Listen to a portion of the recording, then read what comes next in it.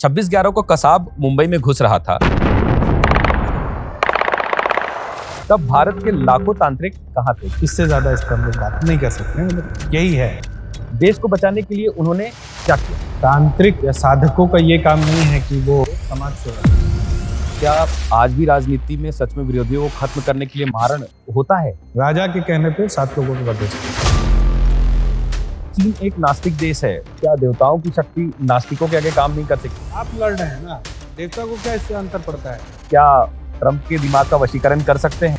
पिक्चरों की दुनिया से हमें बाहर आ जाना चाहिए। इस मरे हुए आदमी को जिंदा किया जा सकता है? क्या किया जा सकता है कुछ क्षण के लिए? कर्ण पिचासनी एक एंटिटी है लेकिन पिशाच जो होता है ना, वो एक गंदी शक्ति है। और गांव में कहा जाता है कि पीपल पर भूत और बरगद के ब्रह्म राक्षस। एक हाथ में क्राइम रिपोर्टर का माइक था और अब दूसरे हाथ में तंत्र की माला। क्या होता है जब एक तर्कशील पत्रकार शमशान की दुनिया में कदम रखता है? आज हमारे मेहमान कोई आम बाबा नहीं, वेल रेड इंटेलेक्चुअल हैं, जिन्होंने पैरानॉर्मल लीजेंड गौरव तिवारी के साथ बहुत अरसों तक काम किया। ये एक भैरव साधक हैं। फिर इनकी चेतावनी सुनकर आप थोड़े डगमगा जाएंगे। ये कहते हैं कि जहां चमत्कार दिखे उसे नमस्कार करो, उलझो मत। क्या सिर्फ भूत हमारे दिमाग का वहम है, या विज्ञान अभी तक वहां पहुंचा नहीं जहां से तंत्र शुरू होता है? कर्ण पिचासनी से लेकर कसाब तक और अघोर से लेकर क्वांटम फिजिक्स तक आज हम डिकोड करेंगे द तंत्रा कोड।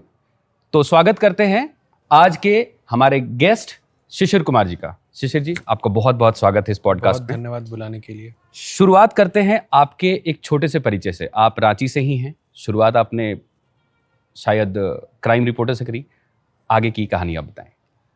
शुरुआत हमने एक अंग्रेजी अखबार में एज अ क्राइम रिपोर्टर करी थी। इससे पहले सेंट जेवियर्स में पढ़ा था मास कम्युनिकेशन। और क्राइम रिपोर्टर की दुनिया में ये होता था कि डर जो है वो समाप्त हो जाता है। तो सुबह से रात तक का दिनचर्या यही था कि थाना से पोस्टमार्टम हाउस, क्योंकि उसमें नक्सल कोऑर्डिनेशन देखता था मैं। नक्सली हमले बहुत होते थे, तो लाशें और फिर वापस रात में फाइलिंग। तो डर लगभग समाप्त हो गया था और कंटिन्यूस वर्क करता था। एक समय ऐसा आया कि लगा कि अब बस हो गया, बहुत ज़्यादा कर लिया हमने। हम अपने छुट्टियों को खर्च करने के लिए अपने गांव पहुंच गए। और वहाँ पहली बार मैंने कुछ ऐसा देखा जिसको मैं समझ नहीं पाया। एक रात्रि में मेरे सामने एक साया था, और उस साये को जब मैंने देखा तो जितना मेरा साइंटिफिक समझ था उस हिसाब से मैं उसको डिकोड करने की कोशिश करने लगा, ये क्या है। और वहाँ से एक खोज जो था एक कि ये क्या मैंने देखा, ये सुपरनैचुरल था, पैरानॉर्मल था, नॉर्मल था। उसके सर्च में मैं बढ़ा तो फिर एक पैरानॉर्मल की दुनिया में मैंने कदम रखा। हॉरर, हॉन्टिंग और घोस्ट है, इन सब आयामों को देखा। जब इनका अध्ययन कर रहा था, हमारे मित्र का आपने नाम लिया जो अब नहीं है इस दुनिया में, तो हमें ये समझ में आया कि ये आधी जानकारी है। जो हम समझ रहे हैं पूर्ण है नहीं, और जो वेस्टर्न फिलॉसफीज़ हमें जो चीज़ें बताती हैं वो पर्याप्त नहीं है इस दुनिया को समझने के लिए, जो हमें दिख नहीं रहा है। तो फिर हमने अपना मुख्य जो है, जो सनातन पद्धति थी तंत्र की, और उसमें जो चीज़ें बताई गई थी पराशक्तियों के बारे में, उनको जानने के लिए हम अग्रसर हुए और उसके तंत्र में आ गए। तो जैसा कि आपके मित्र भी पैरानॉर्मल एक्सपर्ट थे, तो आपको वो एग्जैक्ट मोमेंट आपके लिए वो क्या था जब आपको लगा कि ये K2 मीटर सिर्फ एक खिलौने हैं, प्राचीन तंत्र ही असली सॉफ्टवेयर है? मतलब इस तरीके की जो चीज़ें हैं वो कब आई आपके दिमाग में? गौरव के साथ जब हम काम करते थे तो और लोग भी थे हमारे साथ। जैसे एक रोहित शर्मा है, रोहित शर्मा भी US में है और सॉफ्टवेयर इंजीनियर हैं वो बहुत अच्छे साइकिक थे। एक चिन्मय हैं पुणे के, वो भी साइकिक हैं। तो साइकिक वो होते हैं जिनका सिक्स सेंस बहुत हाई रहता है। तो हम लोगों को जब इन्वेस्टिगेशन करते थे ना, तो उसके बाद हम लोग बैठ करके एक मीटिंग करते थे कि आपको क्या समझ में आया। ऐसे बहुत सारे, चाहे वो कुलधरा हो या भानगढ़ हो या फिर बहुत सारे जो छोटे छोटे इन्वेस्टिगेशन लोगों का पर्सनल हम करते थे, हमें ये समझ में आता था कि जो सिर्फ जो मेटाफिजिकल प्रोटोकॉल है ना, जो एनर्जी प्रोटोकॉल है, उससे खुद की रक्षा नहीं हो सकती है। उस समय ये एक सामूहिक डिसीजन था हम लोगों का कि हम में से एक को तंत्र में पारंगत होना पड़ेगा अगर इन पराशक्तियों से हमें बचना है। वहीं से हम लोगों ने हमने तंत्र मार्ग में अपना। उनकी मौत भी बहुत रहस्यमयी बताई जाती है। कहा जाता है कि जहाँ पे उनकी मौत हुई ना वहाँ लटकने का जगह था, और फॉरेंसिक्स के जो डेटा है और जो उनका पोस्टमार्टम रिपोर्ट है वो कुछ और भी कहता है। आपका क्या कहना है इस पे? देखिए, उसके डेथ के बारे में कोई कुछ नहीं जानता है। मीडिया ने उसके डेथ को बहुत मैनिपुलेट कर दिया है, ठीक है। तो ये कहना कि भूत ने मार दिया, प्रेत ने मार दिया, ठीक है, ये बहुत इमैच्योर हो जाएगा हम जिस जगह पे बैठे हैं या जिस समझ के साथ बैठे हैं इस चीज़ को करना। क्योंकि जो घोस्ट होता है ना, जो हॉन्टिंग करता है, जो पहले मनुष्यों के रूप में चला हो, वो जो पैरानॉर्मल रिसर्च का जो एक प्रोटोकॉल है उसके हिसाब से हम ये मानते हैं, कुछ उसमें मान्यताएं हैं कि ये ब्रैकेट्स हैं, तो उसमें भूत आपको मार नहीं सकता है। ये एक सिद्धांत है। भूत आपको थप्पड़ मार दे, आपको स्क्रैच कर दे, ठीक है, ये सारी चीज़ें भूत कर सकते हैं, लेकिन क्या आपको भूत जान से मार सकता है? नहीं। ये बात पैरानॉर्मल रिसर्च नहीं मानता है, पहला विषय। दूसरा कि जो मार सकते हैं उनको स्पिरिट बोलते हैं। स्पिरिट का अर्थ होता है वो एंटिटी जो कि हमारे आपके जैसे जीवित है, हम उनको नहीं देख पा रहे हैं, वो है यहाँ पर, ठीक है। तो स्पिरिट पोजीशन का लास्ट केस रिकॉर्डेड था मुझे लगता है 1950s या 60s में। उसके बाद ह्यूमन रेस पे कभी भी स्पिरिट पोजीशन नहीं हुआ है। इस चीज़ को जो पैरानॉर्मल इन्वेस्टिगेटर है वेस्टर्न वो मानते हैं।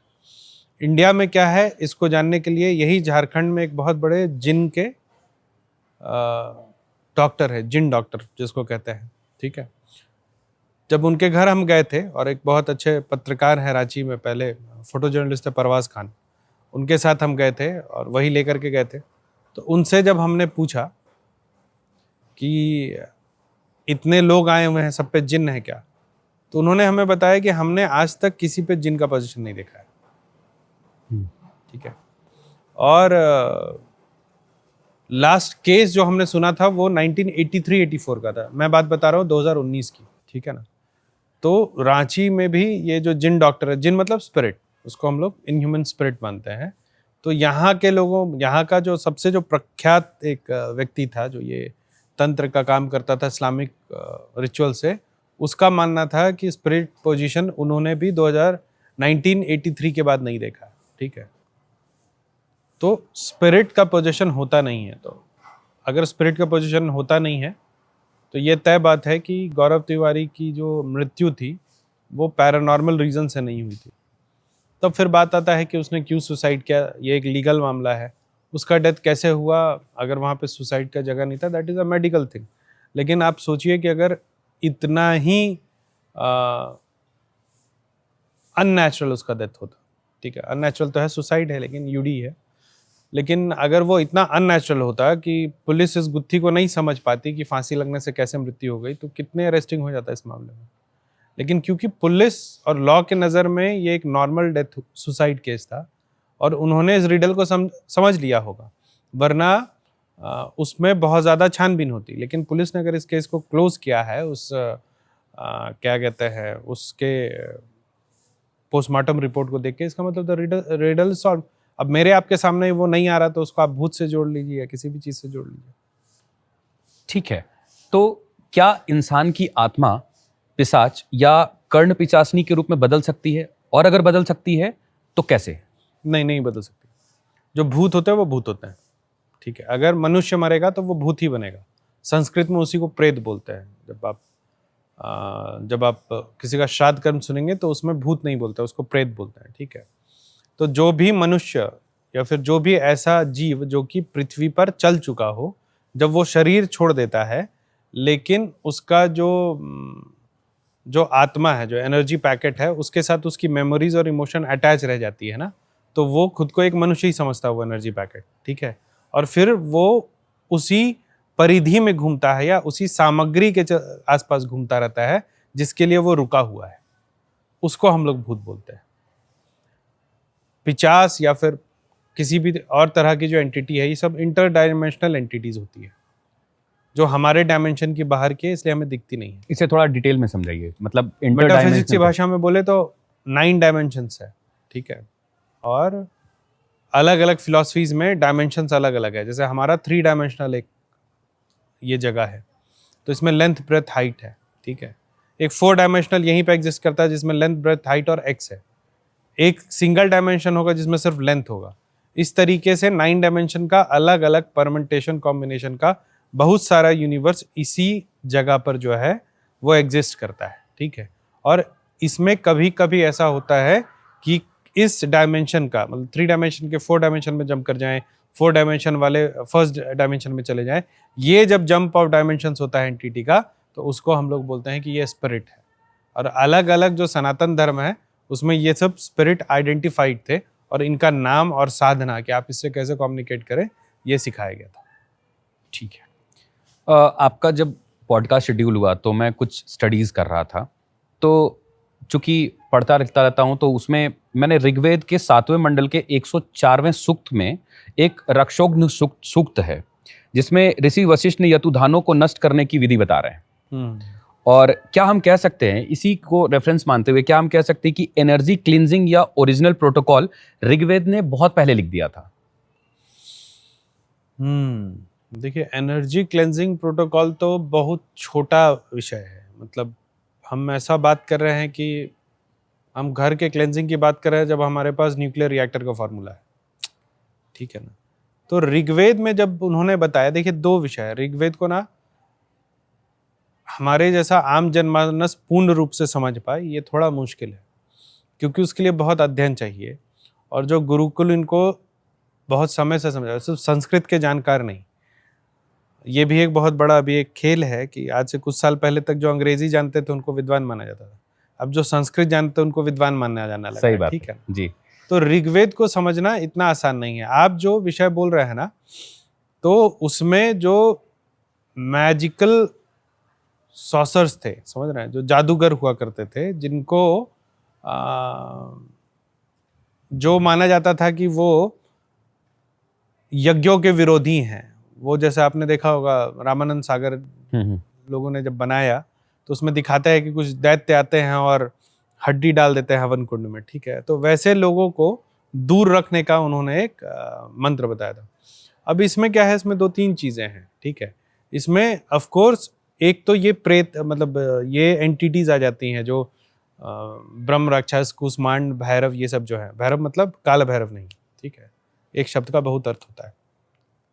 और वहीं पर वैष्णवों और शैव में शुरू से ही युद्ध होता रहा। तो शैव का 2 खंड हुआ करता था, ठीक है, एक कालमुख एक काल रुद्र, ठीक है। एक वो होते थे जो कि गुफाओं में बैठ करके और ध्यान करते थे, और जब वो ध्यान से महादेव की प्राप्ति कर लेते थे उनको अवधूत बोला जाता था, बौद्ध बोला जाता था, जो बाद में हो गया बौद्ध धर्म। वो बौद्ध जो नॉटेड, जो एंशिएंट आप देखिएगा नॉटेड लोगों का जो है एक मुद्रा में एक फोटो आता है और सबको हम लोग बुद्धा घोषित कर देते हैं, वो बौद्धों का था। वो ऐसे शैव थे जो गुफाओं में बैठ करके शिव का ध्यान करके अवधूत हो गए। दूसरा पद्धति था शिव में मतलब शिव से मिलने का, तंत्र मार्ग का। तो ये जो था ये पूरे पंचमकार से जो है शिव की साधना करते थे, ठीक है। तो इनके पास क्या होता था, इनके पास मुंड होता था, हड्डी होती थी, ये जो है मांस का भक्षण थोड़ा सा करते थे। रोक रहा हूँ, हमारे दर्शकों को एक बारी पंचमकार के बारे में बता दीजिए, ये थोड़ा क्लिष्ट शब्द लग रहा है मुझे। आ जाएंगे, इसके बाद हम आ जाएंगे। ठीक है, ठीक है ना। तो ये जो कालमुख और जो वैष्णवों की लड़ाई थी, तो ये दोनों तरफ से होता था, और ये लोग आकर के युद्धों को जो है, ये जो यज्ञ होता था इसको भ्रष्ट कर देते थे। अच्छा। कि विष्णु का जो है ये नहीं होगा, ठीक है। तो उसको बहुत जगह राक्षसों को इनको संज्ञा दे दी गई, वैसे ही ऋग्वेद में ये संज्ञा दे दी गई, ठीक है ना। तो उस समय मंत्रों का युद्ध होता था, ठीक है। मनुष्यों में भी मंत्रों का युद्ध होता था क्योंकि वाइब्रेशंस बहुत हाई था, लोगों का पावर ऑफ मैनिफेस्टेशन बहुत हाई था। तो उस तरह की चीजों को भी ऋग्वेद ने जगह दी, और साथ में जैसे किसी इंटरडायमेंशनल एंटिटीज को समन करने का विधान था, उसी तरीके से उनको बंधन करने का भी विधान था। तो ये दोनों चीजें जो है ऋग्वेद में एक साथ समाहित की गई है। तो वो समझने का विषय है कि किस चीज के लिए वो दिया गया है, ठीक है। पंचमकार, पंचमकार, देखिए इसमें एक कथा जाननी चाहिए। तो अभी आपने वशिष्ठ मुनि का नाम लिया, वहीं से कथा शुरू करते हैं। वशिष्ठ मुनि का क्या खासियत था कि वशिष्ठ मुनि ब्रह्मा के पुत्र हैं, ठीक है, मतलब ब्रह्मा जी ने वशिष्ठ मुनि को खुद जो है पैदा किया था, उनकी कोई माँ नहीं थी, ठीक है। तो वशिष्ठ मुनि को सब ज्ञान प्राप्त करने के बाद ये समझ में आया कि हमारे पास तो माँ नहीं है। तो ब्रह्मा जी के पास वशिष्ठ मुनि पहुंचे और बोले कि हमें माँ दिखाओ, ठीक है। तो ब्रह्मा जी ने बोला कि पूरे ब्रह्मांड की एक ही माँ है, कौन? तो 10 महाविद्या में तारा। तो 10 महाविद्या में तारा को कैसे प्राप्त करें? तो ब्रह्मा जी ने उनको बताया कि चले जाओ कामाख्या और वहां पर भगवती तारा के मंत्र से जो है तुम साधना करो। उनको बताया गया कि कामाख्या में क्षेत्र में आप जा करके और माँ तारा की साधना करो, वहां पर आपको भगवती के दर्शन हो जाएंगे। तो तारा ही क्यों? तो उन्होंने बताया कि जब समुद्र मंथन हुआ, हलाहल आया जब इस दुनिया में, तो पूरा ब्रह्मांड जो है वो जहरीला हो गया, ठीक है।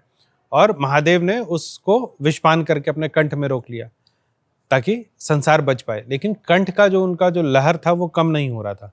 तो वो महामाया के पास गए। महामाया जो है मातृ स्वरूपा में आई, महादेव जो है बालक स्वरूप में हो गए और उसके बाद उन्होंने अपना दूध पिलाया भगवती ने, ठीक है। और भगवती ने जब उनको दूध पिलाया तब जाकर के महादेव का जो है कंठ शांत हुआ। तो क्योंकि वो महादेव की माँ हुई तो माँ तारा पूरे ब्रह्मांड की माँ है। तो तुम्हारे पास माँ नहीं है तो तुम्हें तारा की साधना करनी है। अब वशिष्ठ मुनि पहुंच गए कहाँ? कामाख्या। कामाख्या में साधना कर रहे थे। उसी समय ऐसा हुआ कि जितने पापी थे कामाख्या पहुंच जाते थे, ठीक है। और वहां पर क्या करते थे? साधना करते थे, जीवन भर पाप करते थे और मुक्ति जो है प्राप्त कर लेते थे। यमराज रिजाइन करने महादेव के पास पहुंच गए कि अब मुझे ये नहीं देखना है काम, सब कामाख्या जा रहे हैं और क्या कहते हैं पाप से मुक्ति हो जा रही है। महादेव जी ने अपने गणों को भेजा कि कामाख्या को साफ करो। अब वशिष्ठ मुनि का दुर्भाग्य ऐसा था कि भगवती तारा ही शिवगण में वहां पर गई उनको भगाने के लिए, और भगवती तारा ने वशिष्ठ मुनि के छाती पे लात मारा। वशिष्ठ मुनि गुस्सा आ गए, बोले कि तुम जो भी देवी हो आज से उच्चिष्ट हो जाओ, तुमने मेरी तपस्या भंग की है, ठीक है। उच्चिष्ट का मतलब होता है इम्प्योर, ठीक है। और बोला कि आज से जो तुम्हारी पूजा करेंगे वो भी जो है उच्चिष्ट रहेंगे। उच्चिष्ट मतलब इम्प्योर हम इस सेंस में कह रहे हैं, नॉन वैष्णव को हम उच्चिष्ट बोल सकते हैं। जो सात्विक नहीं है उनको इनफैक्ट हम उच्चिष्ट बोल सकते हैं। हाँ, मतलब तो सात्विक नहीं रहोगी तुम, तुम्हारी जो पूजा करेंगे वो भी सात्विक नहीं रहेंगे, ठीक है। ये हो गया। उसके बाद वशिष्ठ मुनि ने अपना साधना जारी रखा, उनको भगवती दिखी नहीं। अब ये भागे वैकुंठ लोग नारायण के पास गए कि ब्रह्मा जी ने एक विद्या दी थी, मुझे तारा का दर्शन नहीं हो रहा है। तो बोला ये तो तुम्हारे कारण है, तुमने जिस तारा का दर्शन करना था तुमने उसको ही श्रापित कर दिया है। तो अब जो है सात्विक तरीके से तारा का दर्शन तुम्हें नहीं हो पाएगा। तो क्या करे? तब नारायण ने वशिष्ठ मुनि को पहली बार पंचमकार का ज्ञान दिया, वाह, ठीक है। और बोला पंचमकार के हिसाब से चंडीपुर है बंगाल में, ये जो अभी तारापीठ कहलाता है, ये पहले चंडी स्थान हुआ करता था। वशिष्ठ मुनि यहाँ तारा लेके आए इसलिए ये तारापीठ कहलाने लगा, ठीक है ना। तो चंडीपुर में जाकर के पंचमकार से तुम पूजा करो भगवती का तांत्रिक भाव से, तब तुमको तारा के दर्शन होंगे। पंचमकार में क्या क्या आया? पंचमकार में आया 5 पौ, ठीक है, 5 मौ 5 पंचमकार में 5 मौ आया। तो पहला है मसान, शमशान जहाँ पे मुर्दा जलाया जाता है, ठीक है। दूसरा है मीट, है ना, मांस। फिर है मुद्रा, ठीक है। फिर है मैथुन, मांस और मछली का दोनों का रहता है। हाँ। फिर है मैथुन, ठीक है। उसके बाद है मदिरा, कितने हो गए? और फिर है मुद्रा, ठीक है, 5 हो गए। तो 5। तो मुद्राओं से हम भगवती को का आवाहन करते हैं, पूजा करते हैं। मसान मुख्य जगह है। मसान मुख्य जगह इसलिए है क्योंकि अब हम लोग विग्रह का पूजा काली का करते हैं। पहले विग्रह का पूजा उतना होता नहीं था, चाहे तो पिंड बना के भगवती की पूजा होती थी या फिर हृदय में ध्यान होता था भगवती का। मैं दर्शकों को एक चीज बता दूं, विग्रह का मतलब वो है जहां पे आप किसी स्वरूप में या मूर्ति के स्वरूप में हो, चाहे किसी भी स्वरूप में मूर्ति हो या फोटो हो, इनको विग्रह कहा जाता है। कंटिन्यू करें। हाँ, तो पहले जब हम भगवती की पूजा करते थे या जाप करते थे, या जो कि जंगल में जो भगवती की पूजा कर रहे हैं, तो उसका एक शास्त्रों में विधान है कि काली को आप कैसे देखेंगे।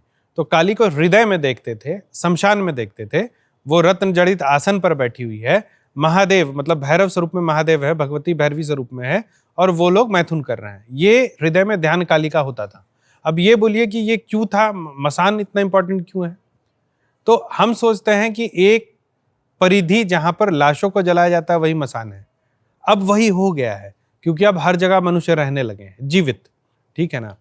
लेकिन जो समझ है वो ये है, जब आप साबर मंत्र पढ़ेंगे नाथ संप्रदाय का, तो उसमें एक मंत्र में है मरै मसान हमारा वासा, तो मरा मसान ही हमारा वास है। तो इसका मतलब ये नहीं कि हर व्यक्ति अघोरी हो जाता है, ये पृथ्वी ही मसान है। यहाँ आप जन्म ही मरने के लिए लेते हैं, तो जिस समय आप यहाँ पे जन्म लेते हैं तो ये मसान है, यहाँ आप मरने के लिए ही आए हैं, यहाँ आप अमर होने के लिए नहीं आए हैं। तो इसीलिए मसान महत्वपूर्ण है और इसमें भगवती रहती है, ठीक है। इसीलिए 5 में सबसे प्रमुख है मसान, वहाँ पे भगवती का वास है भैरव के साथ, ठीक है। फिर मुद्रा, किस मुद्रा से आप भगवती की पूजा करते हैं, ठीक है। मदिरा, मदिरा का एक पूरा व्याख्यान है, ठीक, बता दूं? बता दीजिए प्लीज, बताइए। हाँ, तो देखिए, मदिरा का क्या है ना कि माना जाता है कि मदिरा को तांत्रिक भाषा में कारण बोलते हैं। कारण क्यों? तो जब आप देखेंगे एक तांत्रिक जब मदिरा लेता है ना, तो वो पात्र को ऐसे रखता है, जैसे ये मान के चल ले मदिरा है जो भगवती को चढ़ चुका है, भैरव को चढ़ चुका है, और इसमें मदिरा है, तो इसको इस तरीके से लेकर के ही कोई तांत्रिक पिएगा, ठीक है। तो इसमें ये कारण है, कारण का मतलब क्या होता है? रीजन, ठीक है। और ये जो है ये 3 गुण माने जाते हैं, सद्गुण, रजोगुण और तमोगुण, और ये माया का खेल है। तो जैसे ही कारण इसके ऊपर चढ़ता है तो माया आपकी जो है वो दब जाती है और जो गुण है वो राइज कर जाते हैं। तो एक आदमी जब कारण लेता है तो अगर वो अशिष्ट है तो वो अशिष्ट हो जाएगा, जो व्यक्ति शिष्ट है वो शिष्ट हो जाएगा। तो देवता के सामने जब वो जाता है तो अपने मूल स्वरूप में जाता है, ठीक है। और जब आप ऐसे भी जब आप तारापीठ जाएंगे तो वहां पे इसको कारण भी नहीं बोलते, इसको माँ का दूध बोला जाता है, क्योंकि महादेव को जब भगवती ने माँ का दूध पिलाया था तब उनकी शांति हुई थी। तो आपके अंदर की जो वेदना है उसको अगर आप प्रसाद रूप में ग्रहण करते हैं तब जो है आपको शांति मिलती है, इसलिए मदिरा का बहुत महत्व है। अभी आप बौद्ध की बात कर रहे थे, अभी बौद्ध में आपने बताया कि वो अवधूत को बौद्ध में तंत्र माना गया। तो क्या हिंदू तंत्र और बौद्ध का तंत्र, जिनको हम लोग वज्रयान या तारा कहते हैं, वो एक दूसरे से जुड़े हैं? क्या किसी भी बौद्ध का तंत्र और कामाख्या का तंत्र एक सॉफ्टवेयर का काम करता है कहीं दूसरे डायमेंशन में जाने के लिए या अपनी चीजों को सिद्ध करने के लिए, ऐसा कह सकते हैं? दूसरा सवाल फिर से आप पूछेंगे, ठीक है। पहले सवाल का पहले जवाब देता हूं। जी ठीक, बिल्कुल। पहले आप ये समझिए कि बौद्ध तंत्र जैसा कोई तंत्र है नहीं, ओके, ठीक है। तंत्र हम लोगों का है। वज्रयान फिर क्या है? हमारा तंत्र है। और तारा भी? तारा भी। सुनिए, अच्छा, दुर्गा जब दुर्गम राक्षस का वध करने के लिए निकली ना, दुर्गम एक राक्षस था जिसने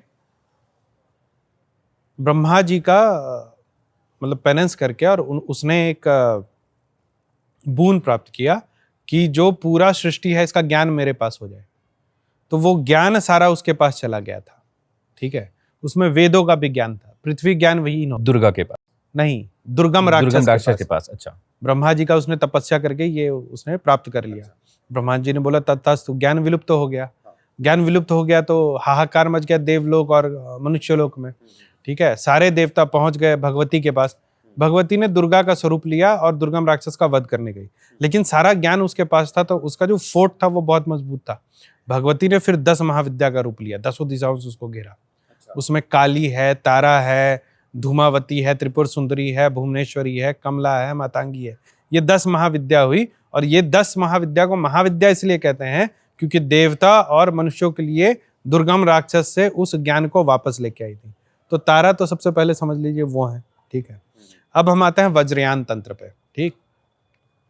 वज्रयान तंत्र का जो कहानी है कि वज्रयान तंत्र विलुप्त हो चुका था। वज्रयान तंत्र किससे आता है ये आपको पता है? 10 महाविद्या में एक देवी है जिसको कहते हैं वज्र विरोचन्य।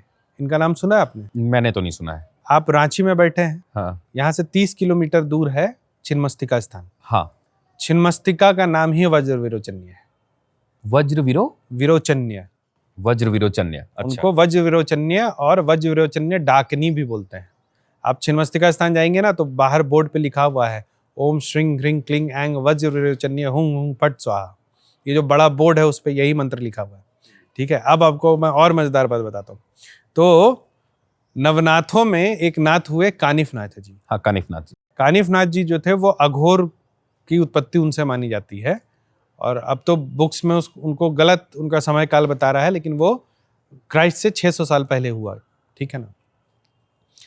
उनके जो गुरु थे जैलेंद्र नाथ, उन्होंने उनको भेजा रांची, कहा अच्छा। रांची हमारे यहाँ, हाँ हाँ। ठीक है, और यहाँ पर बोला कि वज्र डाकनी आपको वज्र विरोचनीय तंत्र सिखाएंगी, ठीक है। तो कानिफ नाथ जी, नवनाथ, आज से कितने साल पहले, 3000 वर्ष पहले रजरप्पा में उन्होंने वज्र तंत्र का ज्ञान लिया। इस रजरप्पा में, इस रजरप्पा में, रजरप्पा का शाब्दिक अर्थ होता है राजाओं का शमशान। तो वो शमशान था जहां पे वज्र विरोचनीय डाकनी यानी छिन्नमस्तिका रहती थी। वहीं पर 2 बार में कानिफ नाथ जी ने वज्र तंत्र का ज्ञान लिया और उसके बाद नाथ संप्रदाय के पास ही वज्रयान तंत्र था, ठीक है।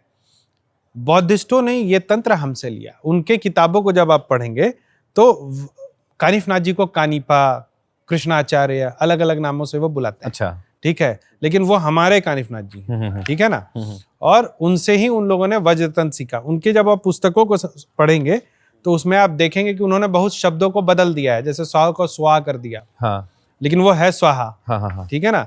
तो ये किताबों में इनके पास 108 ग्रंथ था, जिसमें ये ट्रांसलेट सिर्फ 8 को कर पाए। हमारे पास कितना ग्रंथ? 108। उनके पास 8 ग्रंथ, और इसी को आप जो आज के डेट में बुद्धिस्ट तंत्र बोल रहे हैं। अब इसका दूसरा भाग सुनिए। जब नालंदा यूनिवर्सिटी जली ना, तो बहुत सारा जो हमारा ग्रंथ था उसको ले जाके बहुत बुद्धिस्ट मोनेस्ट्रीज में नेपाल में छुपा दिया गया। और उसके बाद बुद्धिस्टों ने क्या किया कि वो किताब हम लोग से छुपा लिया। आप जब एक वीरभूम के आज तक के सबसे महान नाथ साधक रहे डॉक्टर रामनाथ अघोरी, ठीक है, और तारापीठ में उन्होंने बहुत साधनाएं की, तो वो नेपाल के राजगुरु रहे, ठीक है ना। झारखंड से भी उनका बहुत नाता रहा।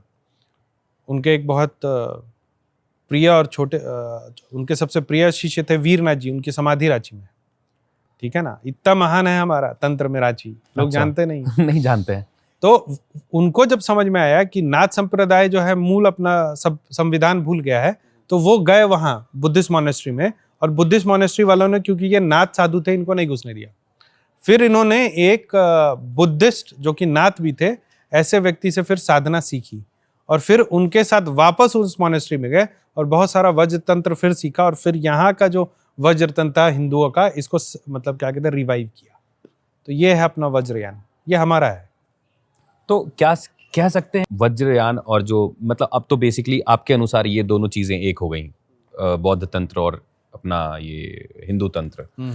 क्या ये हम सिद्धि कहते हैं, सिद्धि पाने का एक अच्छा सॉफ्टवेयर या एक लैंडिंग प्लेटफॉर्म हो सकता है? देखिए, इसके लिए सिद्धि को समझना बहुत जरूरी है। हम लोग बीच में एक सवाल छोड़ दिए। हाँ, वही सवाल दोबारा मैंने रिपीट किया आपसे।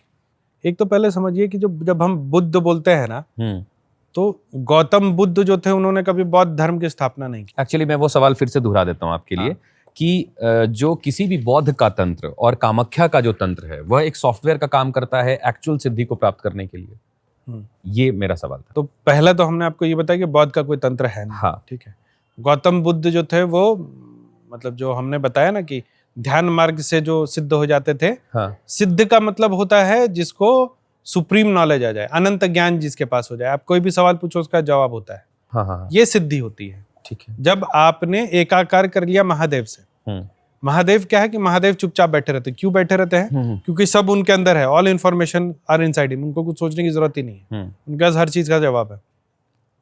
आप जब उस स्तर पे पहुंचते हैं कि आपके पास सब चीजों का जवाब है, तो उसको सिद्धि कहते हैं। वही सिद्धि है। ठीक है। दूसरी एक होती है पावर ऑफ मैनिफेस्टेशन। तो वो कोई बहुत बड़ा मतलब मैजिकल चीज नहीं है। जैसे जैसे आपका कॉन्शियसनेस बढ़ता जाता है ना, आप जो है चीजों को, आपकी कही हुई चीजें जो है वो होने लगती हैं। ठीक है। अगर इसको आप सिद्धि समझते हैं तो अगर आप मंत्र जाप करते हैं तो आप सर्टेन वाइब्रेशंस में जो है खुद को परफेक्ट करते हैं। ठीक है। इसको यहां से समझेंगे। जब महादेव और महामाया ने जब इस सृष्टि की रचना की ना, तो महादेव, मैंने बोला ना वो स्वयंभू है, वो बिल्कुल चुपचाप शांत बैठे हैं, उन्हीं के अंदर सब है। उनको कभी नहीं हुआ कि हम सृष्टि की रचना करें। महामाया विद्या के रूप में आई है ना, और जब उनके आसपास एलिप्टिकल डांस हुआ तो वो स्पर्श हुआ महादेव से, और एक शब्द का उच्चारण हुआ, वाइब्रेशन, हकार, जो रिंग बीज मंत्र जहां से निकला। और उसी हकार बीज से पूरे सृष्टि का संरचना हुआ। उसके बाद फिर बीज मंत्र आए, एंगरिंग स्ट्रिंग आए, इस तरीके से। तो मूलभूत जो पूरा जो सृष्टि का निर्माण हुआ वो वाइब्रेशन से है। तो जब आप मंत्र करते हैं तो आप वाइब्रेशंस में अपनी मास्टरी प्राप्त करते हैं। एंड आप जब जैसे पूरा यूनिवर्स मैनिफेस्ट हुआ, आप एक भाग बनने लगते हैं उस मैनिफेस्टेशन प्रोसेस का। तो यंत्रों के जरिए जब मंत्रों का उच्चारण किया जाता है तो पावर ऑफ मैनिफेस्टेशन आता है। मतलब it is a practice, it is not a power. Okay, ठीक है, तो अगर उसको आप सिद्धि करें तो हाँ, तंत्र मार्ग से सिद्धि आती है। आप मैनिफेस्टेशन की बात कर रहे थे, एक जेनजी से जुड़ा सवाल लेता हूं मैं बीच में, क्योंकि यहाँ पे सारे लोग आप देख पा रहे हैं सभी जेनजी हैं मेरे अभी अलावा। आपके अलावा। तो अभी क्या है कि मैनिफेस्टेशन जो है वो लॉ ऑफ मैनिफेस्टेशन और लॉ ऑफ अट्रैक्शन बहुत कीवर्ड्स बन चुका है आज के डेट में। बुक्स बहुत लोग लिखे गए। सोचना शुरू कर देते हैं और वो चीजें आपस में आ जाती है। इसे एक सवाल है कि क्या ये एक तंत्र का एक लेस और लाइट वर्जन कह सकते हैं इसको?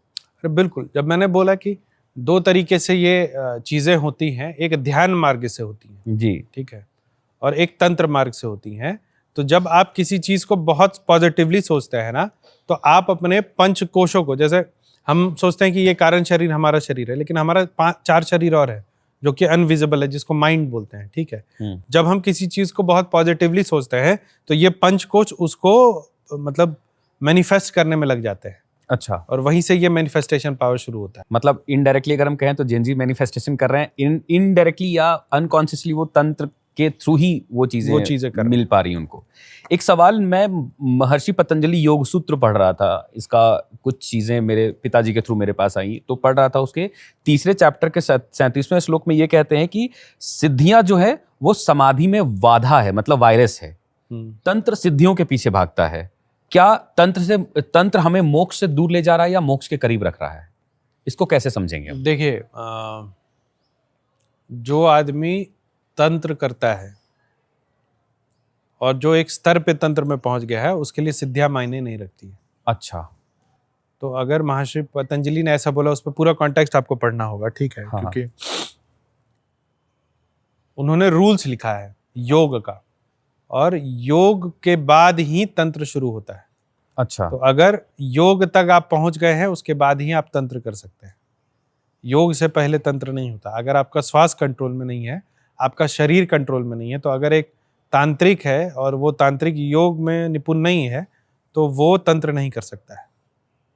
इसको थोड़ा और एक्सप्लेन कर दें। देखिए, तंत्र जो है ना, तंत्र तब काम करता है जब आप अपने शरीर को समझते हैं। अच्छा, और आप शरीर को तब समझते हैं जब आप अपने कारण शरीर को और अपने 4 कोशों को, मतलब पंच महाकोश को पूर्ण रूप से समझते हैं। इसके लिए जरूरी होता है कि आप ध्यान मार्ग से बाकी 4 कोशों को और योग मार्ग से अपने कारण शरीर को समझें, ठीक है। जब आप खुद से जुड़ाव करते हैं तभी आप यूनिवर्सल एनर्जी से जुड़ सकते हैं, नहीं तो एक स्टेट ऑफ कंफ्यूजन रहेगा, और जहां स्टेट ऑफ कंफ्यूजन है वहां कॉन्शियसनेस नहीं आ सकता है। तो शरीर को समझना बहुत जरूरी है, और ये जो शरीर का जो है, ये प्राणायाम से, योग से और जो अलग अलग मार्ग है, इससे हम लोग प्राप्त करते हैं। ठीक है। गरुड़ पुराण इसमें एक विषय और बताते हैं जी। जब वो ये बोलते हैं ना कि ये मोक्ष में बाधक है, तो हर एक ग्रंथ जो लिखा गया ना, उसके आगे का और ग्रंथ भी लिखा गया, हो जो उसके आगे का रिसर्च होता है, ठीक है। अब तंत्र मार्ग को आप इसलिए नहीं माइनस कर सकते हैं, क्योंकि जो तंत्र आया वो कहाँ से आया? वो महादेव और महाभगवती का जो है, भैरव और भैरवी का, बुद्धिस्ट तंत्र में हेरुका और डाकिनी का ये संवाद है। तो जब महादेव ने भगवती को ज्ञान दिया तो वो तंत्र हुआ, और जब भगवती ने महादेव को ज्ञान दिया तो वो वेद पुराण हुआ, आगम और निगम शास्त्र। अच्छा, तो दोनों इक्वली इंपॉर्टेंट है, और दोनों जो है वो अंतोगत्वा जो है मोक्ष का मार्ग है। अगर मोक्ष से आप ये समझते हैं कि इस कारण शरीर से आपको मुक्ति मिल जाए, तो फिर इसमें वाम मार्ग और दक्षिण मार्ग कैसे आता है? मतलब अगर दोनों ने ही दिया है, दोनों एक, अगर महादेव ने अगर भगवती को ज्ञान दिया तो वो वेद बन गया, भगवती ने महादेव को ज्ञान दिया तो वो तंत्र हो गया। तो इसमें वाम मार्ग, महादेव ने जब भगवती को दिया वो क्या कहते हैं, वाम हो गया, वाम हो गया, और जो भगवती ने महादेव को बताया वो तंत्र हो गया। तो ये भगवती ने जब बताया तो आप देखेंगे भगवती भैरवी के हाथ में वेद होता है, हाँ, ठीक है ना। तो उन्होंने वो ज्ञान दिया जो कि थियोरेटिकल है, जिसको आप प्रैक्टिस कर सकते हैं। महादेव ने वो ज्ञान दिया जो तंत्र मंत्र और यंत्र से युक्त था। वाम इसलिए बोला गया, ऐसे तो लोग कुछ भी बोलते हैं, लेकिन वाम इसलिए बोला गया क्योंकि भगवती जब भी महादेव के वाम में बैठती है, वामांगी है वो। हाँ, वामे रमा रमन कुशला दक्षिणे चाली पात्रम, ठीक है, तो वाम में भगवती बैठती है, तो महादेव भगवती को वाम में बता रहे थे, तो वाम मार्गी हो गया वो विषय। भगवती के महादेव दाहिने में बैठ रहे थे, तो भगवती ने उधर से ज्ञान दिया, तो दक्षिण मार्गी हो गया। इतना ही है। अच्छा अच्छा, गरुड़ पुराण ये कहता है कि अकाल मृत्यु से जब कोई मरते हैं तो उनको मोक्ष नहीं मिल पाता है या उनकी आत्मा भटकती रहती है। क्या सडन डेथ आत्मा की फ्रीक्वेंसी को जाम कर देता है, ऐसा कुछ कह सकते हैं? नहीं, उसमें ऐसा होता है ना कि इसको हम वेस्टर्न फिलॉसफी के हिसाब से भी अगर समझे तो एक बॉडी ना प्रिपेयर करती है आगे की जर्नी के लिए, और अगर वो सडनली अगर उसका डेथ हो जाता है ना, तो वो एक्सेप्ट नहीं कर पाता है कि मेरी जर्नी कंप्लीट हो गई है, तो वो अपने शरीर और अपने सामग्री के आसपास घूमता रहता है। वो समझ ही नहीं पाता कि लोग मुझसे बात क्यों नहीं कर रहे हैं या ऐसा मेरे साथ क्यों हो रहा है। अच्छा। तो वो एक स्टेट ऑफ कंफ्यूजन में रहता है, और जब उसकी जर्नी यहाँ पे जितना आयु वो लेके आया था वो समाप्त हो जाता है, तब क्या कहते हैं वो मुक्ति को प्राप्त करता है। इसमें एक बात और समझने वाली है, एक एक्सीडेंटल डेथ को क्या आप हमेशा अकाल मृत्यु बोल सकते हैं? नहीं बोल सकते हैं। एक बीमारी से मरा हुआ व्यक्ति को अकाल मृत्यु बोल सकते हैं? नहीं बोल सकते हैं, हमेशा नहीं बोल सकते हैं। उसका हो सकता है प्रारब्ध ही उतना हो, उतने ही दिन के लिए वो आया था और उसी तरीके से उसको मरना था। अच्छा, तो वो अकाल मृत्यु नहीं है, ठीक है। ये डाइवर्सिफिकेशन कि अकाल मृत्यु क्या है और अकाल मृत्यु क्या नहीं है, ये बड़ा मुश्किल है। जब व्यक्ति तैयार नहीं है मृत्यु के लिए, हो सकता है शरीर तैयार नहीं हो, आत्मा तैयार हो, और फिर कुछ ऐसा घटना हो कि वो चला जाए, ये अकाल मृत्यु में नहीं गिनता है, गिनती इसकी नहीं होगी। लेकिन अगर व्यक्ति तैयार नहीं है और उसकी मृत्यु हो जाए तो ये अकाल मृत्यु है। जैसे किसी को किसी चीज पे बहुत लालच है, वो तैयार नहीं है उसको जाकर छोड़ने के लिए, और उसकी मृत्यु हो जाती है। किसी ने एक सोना खरीद लिया 5 किलो, और उसको लगता है अब ये गहना पहन के मैं जाऊंगा इस बार बाहर घूमने, उससे पहले मृत्यु हो जाएगी, वो सोने में लटक के रह जाएगा, ये अकाल मृत्यु है। अच्छा, अगर उस सोने को किसी ने ले लिया तो क्या वो आत्मा जिसका जो मन है वो सोने के ऊपर लगा हुआ है, क्या वो अफेक्ट करेगा उस इंसान को जिसने वो सोना लिया है? करता है, ऐसे केसेस आए। थोड़ा 1-2 केसेस के बारे में बताइए ना। एक तो बड़ा फेमस केस था कि वो कब्र से उनका सोना निकाल लिया था, और वो महिला हर जगह घूमती। देखिए इसमें क्या है कि अगर भूतों पे हम आ जाए तो भूत हमेशा एक परिधि या एक सामग्री से अटैच होते हैं। अच्छा, जैसे एक हॉन्टेड हाउस से आप वहां चले गए, वहां से निकल गए, तो ऐसा नहीं है कि भूत आपके पीछे दौड़ेगा, वो उसी परिधि में रहता है। उसी तरीके से अगर कोई सामग्री उसका है, वो सामग्री जहां जहां जाएगी वो भूत वहां आ जाएगा, और उस सामग्री को डिस्पोज कर दिया जाए तो वो समाप्त हो जाए। डिस्पोज करने के भी तरीके होते होंगे? हाँ, जला दो, पानी में डाल दो, कुछ ऐसा करो। थोड़ा सा एक साइंटिफिक सवाल आपसे पूछना चाह रहा था शिशिर जी। 1988 में एक वैज्ञानिक हैं Vic Tandy, if I am not wrong, उन्होंने साबित किया कि 19 हर्ट्ज की जो इंफ्रासाउंड तरंगे हैं, इंफ्रासाउंड हैं, वो आंखों में कंपन पैदा करती है, और जिससे भूत दिखने का भ्रम होता है। उन्होंने ऐसा, वो अपनी रिसर्च में ऐसा कह रहे हैं, जिसे बेसिकली आम भाषा में जो लोग हैं वो आत्मा कहते हैं। क्या ये सिर्फ साउंड वेव है या सच में कुछ आत्मा जैसी चीज है? देखिए इसमें समझने वाली बात है कि आप उसको एक जगह जनरेट कर रहे हैं, और एक ऐसा जगह जहां वो जनरेट नहीं हो रहा है, उसके पीछे कोई भी मैन मेड सोर्स नहीं है, तो उसको आप फिर सुपरनैचुरल मानेंगे। मान के चलिए उसी वाइब्रेशन से दिख रहा है, लेकिन उसका कोई मैन मेड सोर्स नहीं है उस वाइब्रेशन का, तो फिर उसको साइंटिफिक वे में आप कैसे, मतलब आपकी एक थ्योरी भी है एफपीएस के ऊपर, वो तो यूनिवर्सल थ्योरी है मेरी। हाँ, मतलब वो मैं आपका पॉडकास्ट सुन रहा था, आपने बड़ा अच्छा एक्सप्लेन किया है। क्या उसके थ्रू हम आत्माओं को देख सकते हैं, या कोई तरीका है, या विक टैंडी जो है ये कह रहे हैं इनके थ्रू हम आत्मा से कम्युनिकेट कर सकते हैं या देख सकते हैं उनको? देखिए आत्माओं से देखने के लिए बहुत सारे इंस्ट्रूमेंट्स का आविष्कार हुआ, ठीक है, जिसमें एक जो है इंफ्रारेड कैमरा है, ठीक है। तो इंफ्रारेड वो लाइट का स्पेक्ट्रम है जो हम कॉमन खुली आंखों से नहीं देख सकते हैं। तो उसमें कई बार जो है ऐसे एंटिटीज जो है वो कैप्चर होती है। जैसे हमने गोवा में एक कॉटेज में इन्वेस्टिगेशन किया था, तो 2 कैमरा रखा था, एक DSLR रखा था और एक इंफ्रारेड रखा था, और साथ में दोनों शूट कर रहे थे। इंफ्रारेड कैमरा में एक महिला दिख रही थी, और क्या कहते हैं जो DSLR कैमरा था वो बिल्कुल प्लेन था। तो कई बार जो स्पेक्ट्रम जो हमारा हमारे 5 सेंसेस से बाहर हैं, उसमें जो एंटिटीज का मूवमेंट है वो कभी कभी इंस्ट्रूमेंट्स कैच कर लेते हैं। अभी जैसे इन्होंने बताया, ठीक है, ये एक वाइब्रेशन के बारे में। अब एक K2 मीटर है, हाँ, इलेक्ट्रोमैग्नेटिक मीटर है, उसका प्रयोग क्या है कि आप अपने घर में कहीं भी सोते हैं तो आप K2 मीटर लगा के देख लीजिए कि वहाँ इलेक्ट्रोमैग्नेटिक फ्रीक्वेंसी बहुत ज़्यादा ना हो। उससे क्या होता है, ब्रेन पे एक इफेक्ट होता है ना, EMF ज़्यादा होने से। तो कहीं आप इन्वेस्टिगेट कर रहे हैं जहाँ हॉन्टिंग है और वहाँ पर इलेक्ट्रोमैग्नेटिक जो मीटर है वो रिप्लाई करने लगे, ठीक है, और इंटेलिजेंट रिप्लाई करने लगे, और उसके साथ दूसरा इंस्ट्रूमेंट भी अलाइन करे कि हाँ ये यहाँ पर कुछ तो ऐसा है जो नहीं समझ में आ रहा, और वहाँ कोई मैन मेड सोर्स नहीं है इलेक्ट्रोमैग्नेटिक फील्ड का। जैसे भानगढ़ का किला, भानगढ़ का किला में आज तक कभी इलेक्ट्रिफिकेशन हुआ ही नहीं। आपकी एक वीडियो भी है भानगढ़ के ऊपर। वहां पर जब आपका EMF मीटर काम करता है तो वो कोई भी, अच्छा EMF में भी ऐसा नहीं कि सिंगल एक्सेस, सिंगल और डुअल एक्सेस दोनों देखते हैं, ये देखने के लिए कि कहीं कुछ अर्थ के नीचे तो नहीं है जिससे कि इलेक्ट्रोमैग्नेटिक फ्रीक्वेंसी आ रही है। जब वो दिखता है कि अर्थ के नीचे का भी कुछ नहीं है और इलेक्ट्रोमैग्नेटिक मीटर जो है वो फ्लक्चुएट कर रहा है, इसका मतलब जो हमारा साइंटिफिक नॉलेज है उसके हिसाब से ये नॉर्मल के परिधि से बाहर चला गया। अच्छा, तब वो हो जाता है सुपरनैचुरल या पैरानॉर्मल। ठीक है। अभी मेडिकल साइंस में एक सिजोफ्रेनिया बहुत चल रहा है, DID। लोग कहते हैं कि ऊपरी हवा है, लोग गिर जाते हैं और कुछ ये तो फिर उनको दवाई दिया जाता है, वो ठीक हो जाते हैं। तो मतलब ये अगर ऊपरी हवा है तो दवाई से कैसे भाग गया?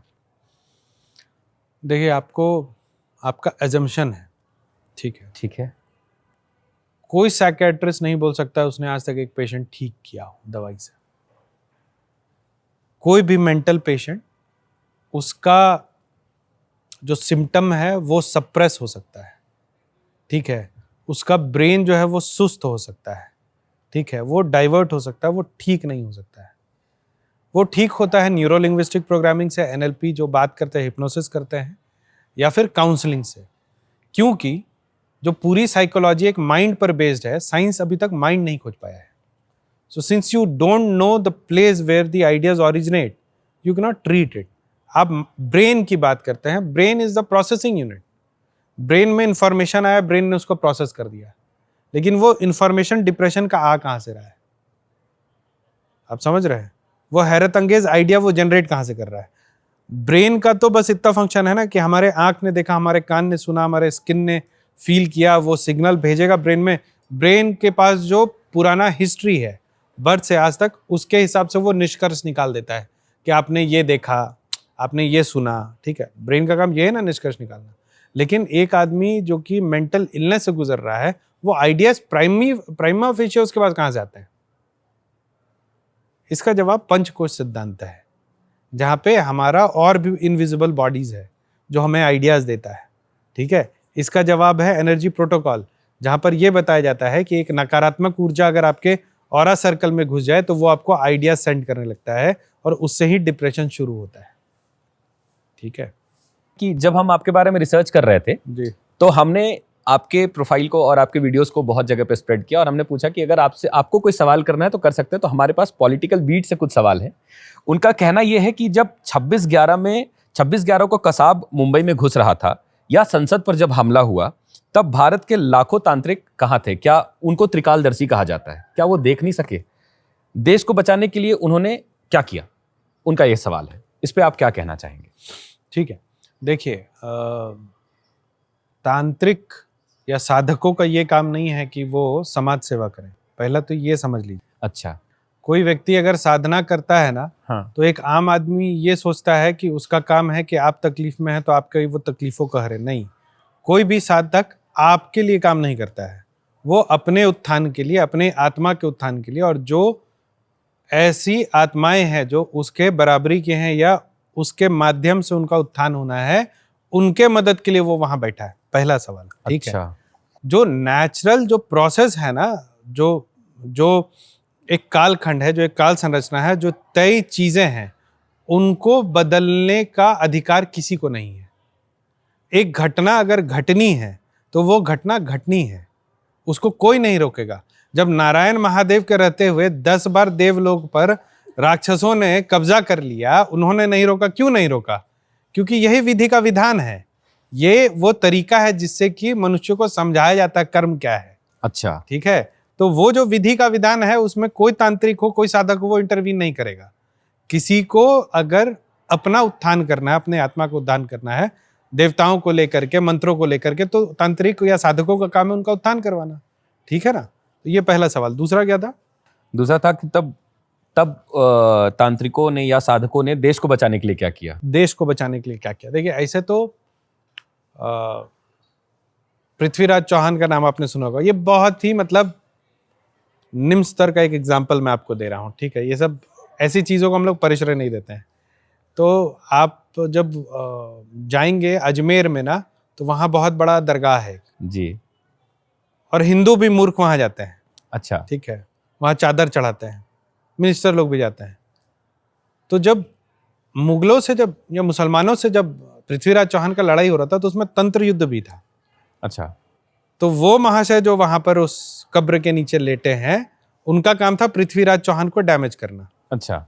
और इस तरफ से एक नाथ योगी थे जो ठीक उस मजार के सामने एक तारापीठ बना हुआ है, तारा का स्थान बना हुआ है, वहां पर रह करके पृथ्वीराज चौहान की का जो है वो मदद करते थे।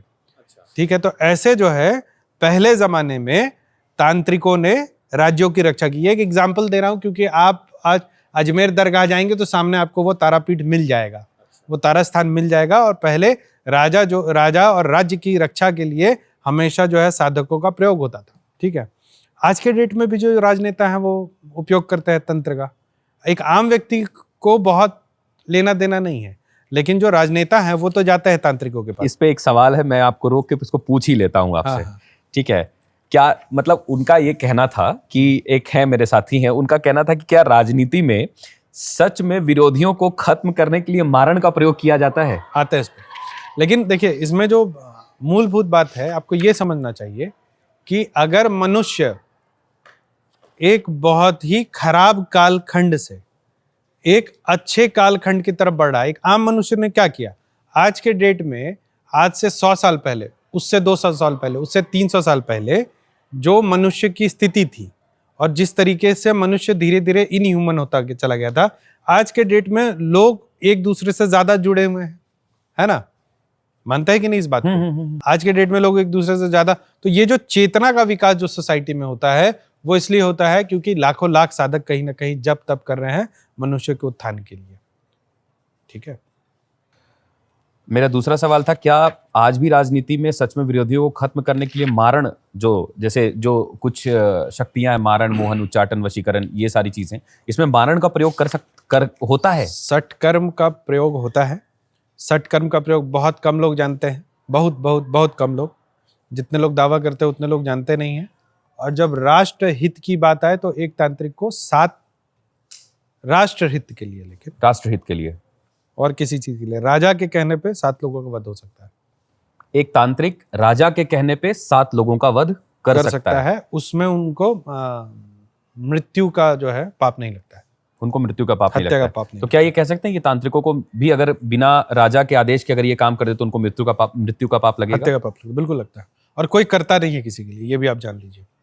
कोई किसी के लिए नहीं करता। क्यों नहीं करता है? क्योंकि साधना लगती है उसमें। जो हमने अर्जा सालों साल का साधना वो किसी और के लिए कोई क्यों दे देगा?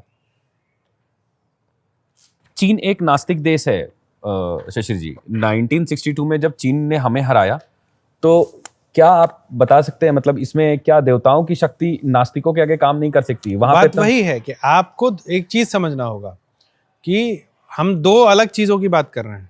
हम एक स्पिरिचुअल एनर्जी की बात कर रहे हैं और फिर एक मटेरियल वर्ल्ड की बात कर रहे हैं। आपके लिए चीन भारत है, देवताओं के लिए हम सब मनुष्य हैं। अच्छा, आप लड़ रहे हैं ना। हाँ। देवता को क्या इससे अंतर पड़ता है? चीन में भी मनुष्य बैठे हैं, भारत में भी मनुष्य बैठे हैं, क्या अंतर पड़ता है? आपका विचार अलग हो सकता है। देवता को आपके विचार से क्या मतलब है?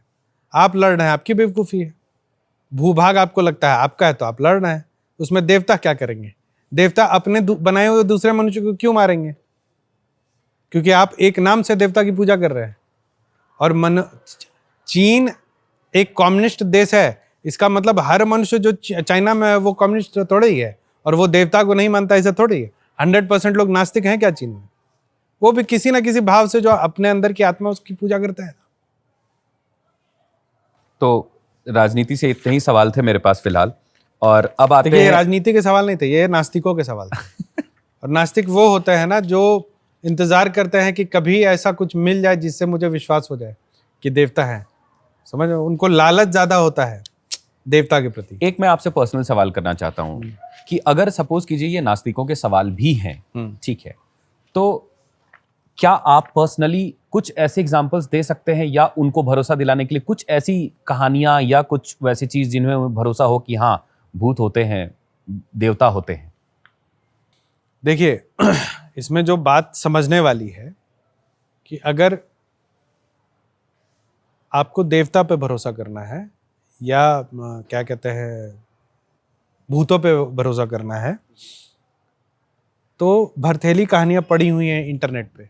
अच्छा। हजारों लोग बैठे हुए हैं जो आपको कहानी सुनाएंगे जी। लेकिन आपको विश्वास करना है कि नहीं करना है ये तो आप पे डिपेंड करता है। लेकिन जो इसमें आप जो क्यों मिस कर रहे हैं वो ये है कि आपको जिस पे विश्वास करना है आपको वहां तक जाना होगा, वो आप तक नहीं आएगा। आज मैं यहाँ बैठा हूँ क्योंकि हमने संपर्क किया। हाँ। हम संपर्क ही ना करें, अब मान के चलिए कि आपने हमको नहीं जाना, आपने हमसे कभी संपर्क नहीं किया, आपने हमारे बारे में रिसर्च नहीं किया, आप मान लेंगे कि शिशिर कुमार नाम का कोई व्यक्ति नहीं है रांची में, तो क्या शिशिर कुमार नहीं है? उसी तरीके से अगर जो ये बोलता है कि तुम सिद्ध करो कि देवता नहीं है, देवता है, तो उनको बोलो कि पहले तुम उस मार्ग पे चलो जिस पे देवता मिलते हैं। हमारा फोन नंबर ही नहीं है, तुम बोलोगे कि नहीं, वो तो फोन पे बात ही नहीं करते। बहुत प्रैक्टिकल बात है ना। सही बात। कि जिस रास्ते पे आप चलेंगे नहीं, उसको बिना देखे बोल देना कि नहीं है, ये तो मूर्खता है। फिर तो जिन्होंने ये सवाल पूछा उनसे पूछो कि अच्छा आपने कौन सा जाप किया था कि आपको ऐसा विश्वास हो गया, आपके कौन गुरु रहे? हाँ, मैंने पूछा। हाँ। मैं आपको इसका मैंने बोला कि भगवान पे भरोसा क्यों नहीं है भाई, क्यों नहीं करते, क्या कारण है? तो उनके कहानी में कुछ ऐसा हुआ था कि कभी उनके फादर की डेथ असमय हो गई, घर में स्थिति खराब थी, भगवान से भरोसा उठ गया, फिर भगवान पे कभी भरोसा ही नहीं हुआ। तो ऐसे भतेरों कहानियां हैं जो पहले भगवान पे भरोसा करते थे, अब एथिस्ट हो चुके हैं, नहीं है भगवान पे भरोसा उनको। हाँ, तो उनको कभी भगवान पे भरोसा नहीं था, उनको भगवान से लालच था कि हम तुम्हें 4 क्या कहते हैं इलायची दाना चढ़ा रहे हैं, मेरा काम सब सही होना चाहिए। ऐसे लोग नहीं रहे भगवान के संपर्क में, ये इच्छा है। आप समझ रहे बात को? अगर मैं देवता की पूजा कर रहा हूं, अगर आप मुझसे बात कर रहे हैं और आप मुझसे लालच में बात कर रहे हैं, तो मेरे लिए अच्छा है या खराब है? आप अगर मुझसे बिल्कुल निस्वार्थ भाव से जुड़ेंगे तब तो मैं आपको जुड़ने दूंगा। वो देवता है, वो आपका भाव भी समझता है। तो ऐसे व्यक्ति जो कि मटेरियल गेन्स के लिए सिर्फ भगवान से जुड़े हुए हैं, उनके रहने नहीं रहने से अंतर नहीं पड़ता है। भगवान से निस्वार्थ जुड़ना चाहिए, तब आपको समझ में आएगा कि शक्ति क्या है। ठीक है, अब एक समझो आपने जैसे ऋषि मुनियों की बात बोली, उनको कितना मारा गया, वो उन्होंने वैष्णव होना छोड़ा क्या? नहीं छोड़ा ना। शास्त्र तो यही कहते हैं। जब मुगल आए, हिंदुओं को मार के भगा दिया, इन्होंने छोड़ा क्या? नहीं। इंदिरा गांधी ने क्या कहते हैं साधुओं पे गोली चला दिया, मर गए साधु, उन्होंने छोड़ा क्या?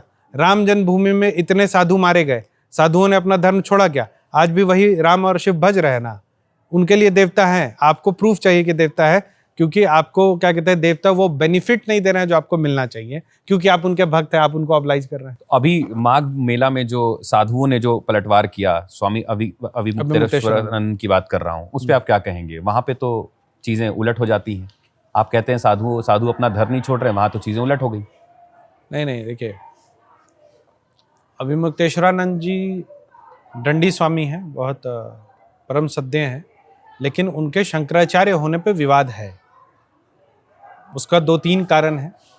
एक तो उनके गुरु ने ऐसा बोला था अपने एक भाषण में कि क्योंकि जो मठ है वो हमारी संपत्ति नहीं है, तो हम कभी भी इसको किसी और के नाम पे लिख नहीं सकते, मतलब उत्तराधिकारी घोषित नहीं कर सकते। शंकराचार्य में ये होता है, शंकराचार्य बनने के लिए धर्म सभा जिसको बोलता है, वही शास्त्रार्थ में जो जीते वो शंकराचार्य बनता है, जो सबसे ज्यादा विद्वान होता है। यहाँ पे अपॉइंटमेंट हो गया। अच्छा। दूसरा कि 2 शंकराचार्य जो बाकी शंकराचार्य हैं, उस शंकराचार्य का पटाभिषेक जो है उनके ही जो स्थान है वहां पर करे, वो हुआ नहीं। पूरी शंकराचार्य महाभाग ने इनको मानने से इनकार कर दिया। तो पूर्ण रूप से पहले तो ये शंकराचार्य है नहीं। ठीक है। दूसरा, ये थोड़े विवाद में रहते हैं।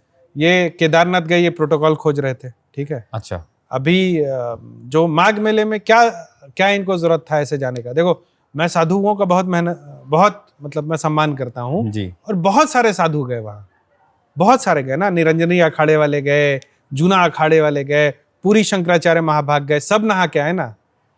कोई तो क्या कहते हैं अपना मतलब वो पालकी वालकी लेके नहीं गया, किसी का प्रशासन से टसल नहीं हुआ। इन्हीं का क्यों हुआ टसल? अभी जब आप पहले से विवाद में हैं तो और विवाद उत्पन्न करके और एक राजनीतिक माहौल बनाना और ये बताना कि देखिए राजनेता, अभी जो सरकार है वो धर्म के पक्ष में नहीं है। कोई सरकार धर्म के पक्ष में नहीं होती, चाहे वो कांग्रेस हो या भाजपा हो। सरकार को क्या मतलब आपके धर्म से? आप उनके वोटर हैं तो वो आपके लिए काम करेंगे, नहीं है तो नहीं। लेकिन लोग तो कहते हैं यूपी सरकार बिल्कुल धर्म के पक्ष है, हिंदू सरकार है इस टाइप। जब तक उनके लिए ये फायदे का सौदा है। देखिए राजनीति का कोई धर्म होता क्या? तो धर्म होता तो राजनीति होती क्या? ओशो ने बोला चाहे तो आप राजनीति कर सकते हैं या धर्म कर सकते हैं, दोनों एक साथ कर नहीं सकते हैं। तो जो धार्मिक लोग हैं वो धर्म करें, ठीक है। अब शंकराचार्यों का काम क्या है ना कि शंकराचार्य जो कि जैसे कि अभी 2 शंकराचार्य, एक साउथ में एक पुरी में, 2 ही शंकराचार्य मान्य है। इनका काम है कि ये डायरेक्शन दे सकते हैं सरकार को। सरकार से उलझने का स्तर नहीं है इनका स्तर बहुत ऊंचा होता है, साधुओं का स्तर बहुत ऊंचा होता है, ठीक है। तो इनको अपना स्तर समझना चाहिए और उस जगह पर ही विरोध करना चाहिए जहां इनका स्तर मैच करे। अब राजनेताओं से साधु उलझे तो ये अच्छा लगता है क्या? पूरी शंकराचार्य महाभाग भी बोलते हैं कि मोदी जी ने ये किया, अमित शाह ने ये किया, लेकिन कभी वो उलझते नहीं है, वो व्यवस्था में रहते हैं। सबसे ज्यादा जान का खतरा उन्हीं पे है ना जी। तो अगर किसी को लाइमलाइट में रहना है तो वो विषय अलग है। आप बताइए, कैलाशानंद जी गए ना वहाँ, हाँ, पता चला क्या? कैलाशानंद गिरी जी की बात कर रहे हैं? कैलाशानंद गिरी जी गए वहाँ, पूरी शंकराचार्य जी गए वहाँ, इतने सारे अखाड़ों के महंत गए वहाँ, किसी का विवाद नहीं हुआ, है ना। तो इसीलिए उस बात को एक हिंदू को तो दिमाग में नहीं लेकर चलना चाहिए कि ऐसा हो गया या साधु का विरोध हो गया, नहीं, ऐसा नहीं। ठीक है, अब एक सवाल मेरी तरफ से, अगर मैं चाहूं पर्सनली, ये मेरा सवाल है और ये मेरी निजी सोच है कि क्या कोई तांत्रिक या साधक व्हाइट हाउस में बैठे हुए क्या मतलब ट्रंप के दिमाग का वशीकरण कर सकते हैं, या सिर्फ वहां जाना होगा, या भारत से भी बैठ के कर सकते हैं?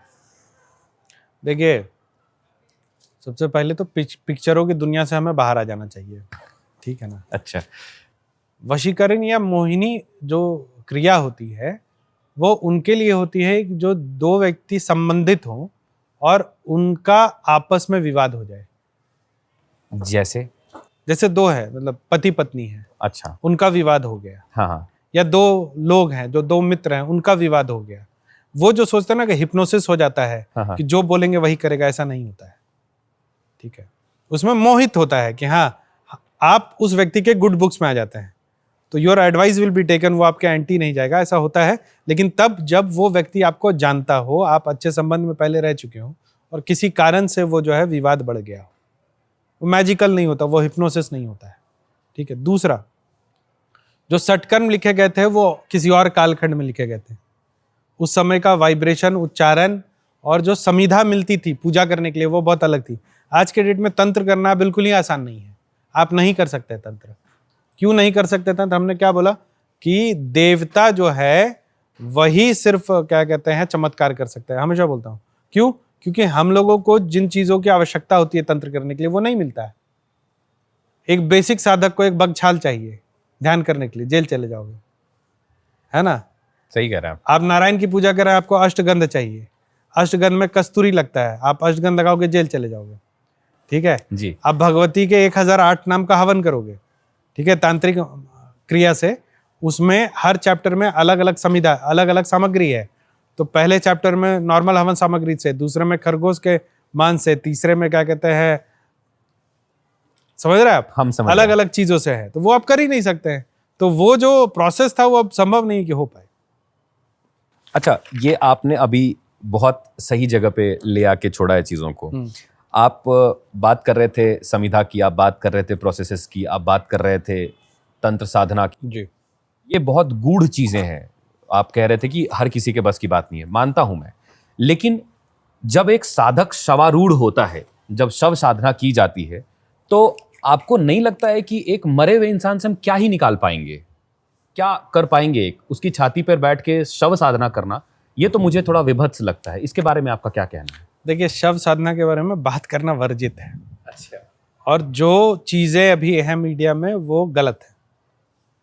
शव साधना एपिटोम होता है एक तांत्रिक साधक के लिए, ठीक है, एक सबसे ऊंचा स्तर होता है, ठीक है, और वो शव को जीवित करना ही सब साधना है।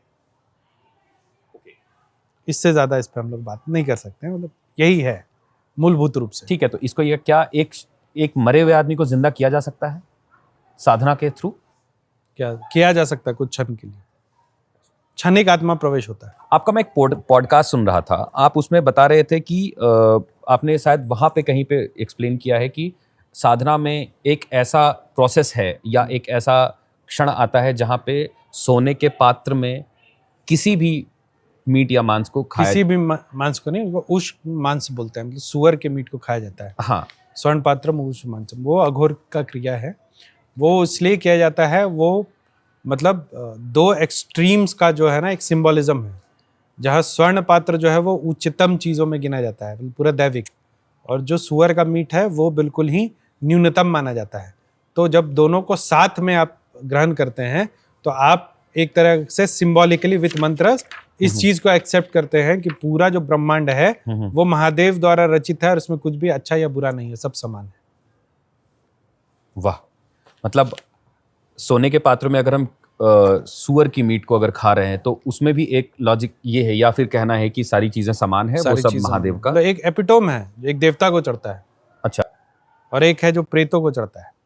दोनों को साथ में हमने चढ़ाया, या निम्न शक्तियों को चढ़ता है, और दोनों को जब साथ में हम लेते हैं तो उसका यही मतलब होता है कि सब एक है, सब समान है, सब महादेव द्वारा ही रचित है। क्या ये क्रिया शमशान में की जा सकती है या कहीं पे भी की जा सकती नहीं, ये तो मतलब ये गुरु परंपरा के हिसाब से, और ये बड़ा गुप्त विधान है, ये सिर्फ शिष्यों और गुरु के बीच में रहता है, ये कब कैसे और क्यों किया जाता है। है? अच्छा, मतलब ये आप पब्लिक में नहीं नहीं बोल बता सकते। ठीक है, शमशान की अग्नि और घर के हवन कुंड में क्या फर्क है? मतलब अघोर मार्ग में या तंत्र मार्ग में या वाम मार्ग में आप कह लें तो चीजें हवन, श्मशान जहां पे आम लोग जाने से, रात में भी गुजरने से लोग कहीं ना कहीं डर जाते हैं, थर्रा जाते हैं, आप वहां जाके हवन कर रहे हैं।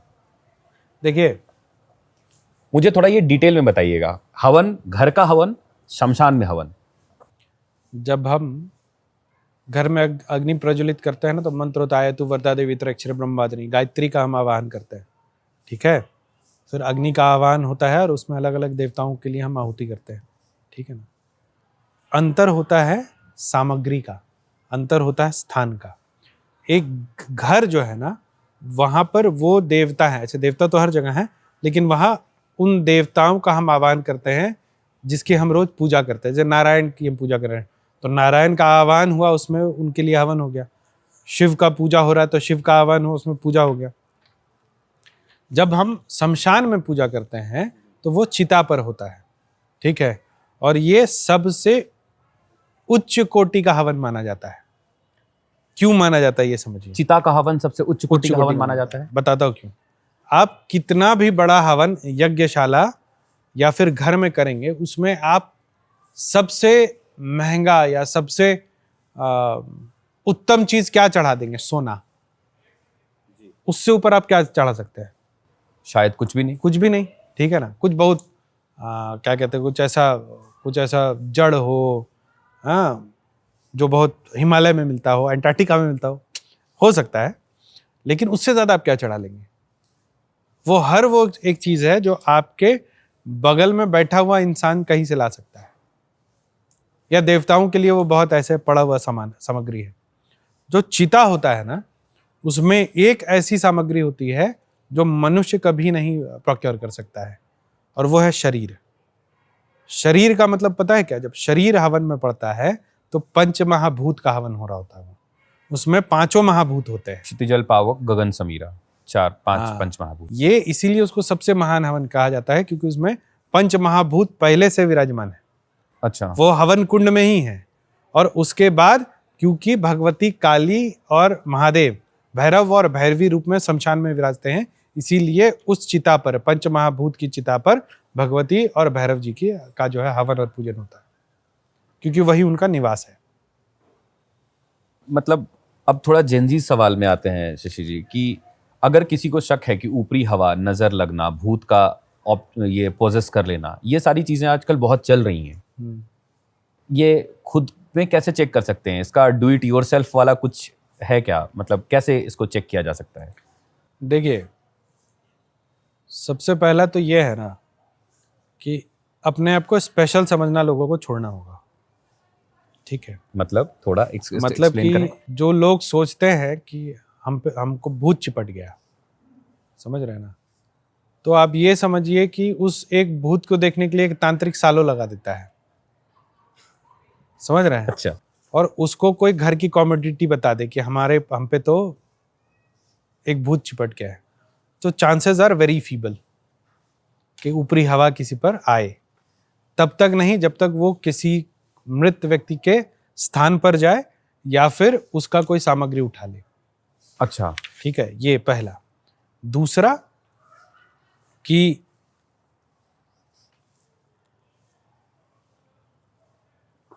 किसी पे तंत्र क्रिया हो, तो तंत्र किसी पे करना इतना आसान नहीं होता है, ठीक है। तंत्र जो है वो एक बहुत गूढ़ विषय है, टोटका वोटका होता है। अब देखिए, इसमें एक चीज होता है क्या कि आपने जो है अपनी भलाई के लिए, मान के चलिए आपने अपने प्रमोशन के लिए पूजा कराया और आपके ऑफिस में 2 लोग हैं जिनका प्रमोशन होना चाहिए था, आपका हो गया पूजा कराने से, ठीक है। अब अगले के लिए, आपके लिए मैंने व्हाइट मैजिक कर दिया, अगले को लगेगा मेरे ऊपर ब्लैक मैजिक हुआ है, समझ रहे हैं आप। तो ये एक मैटर ऑफ पर्सपेक्टिव है।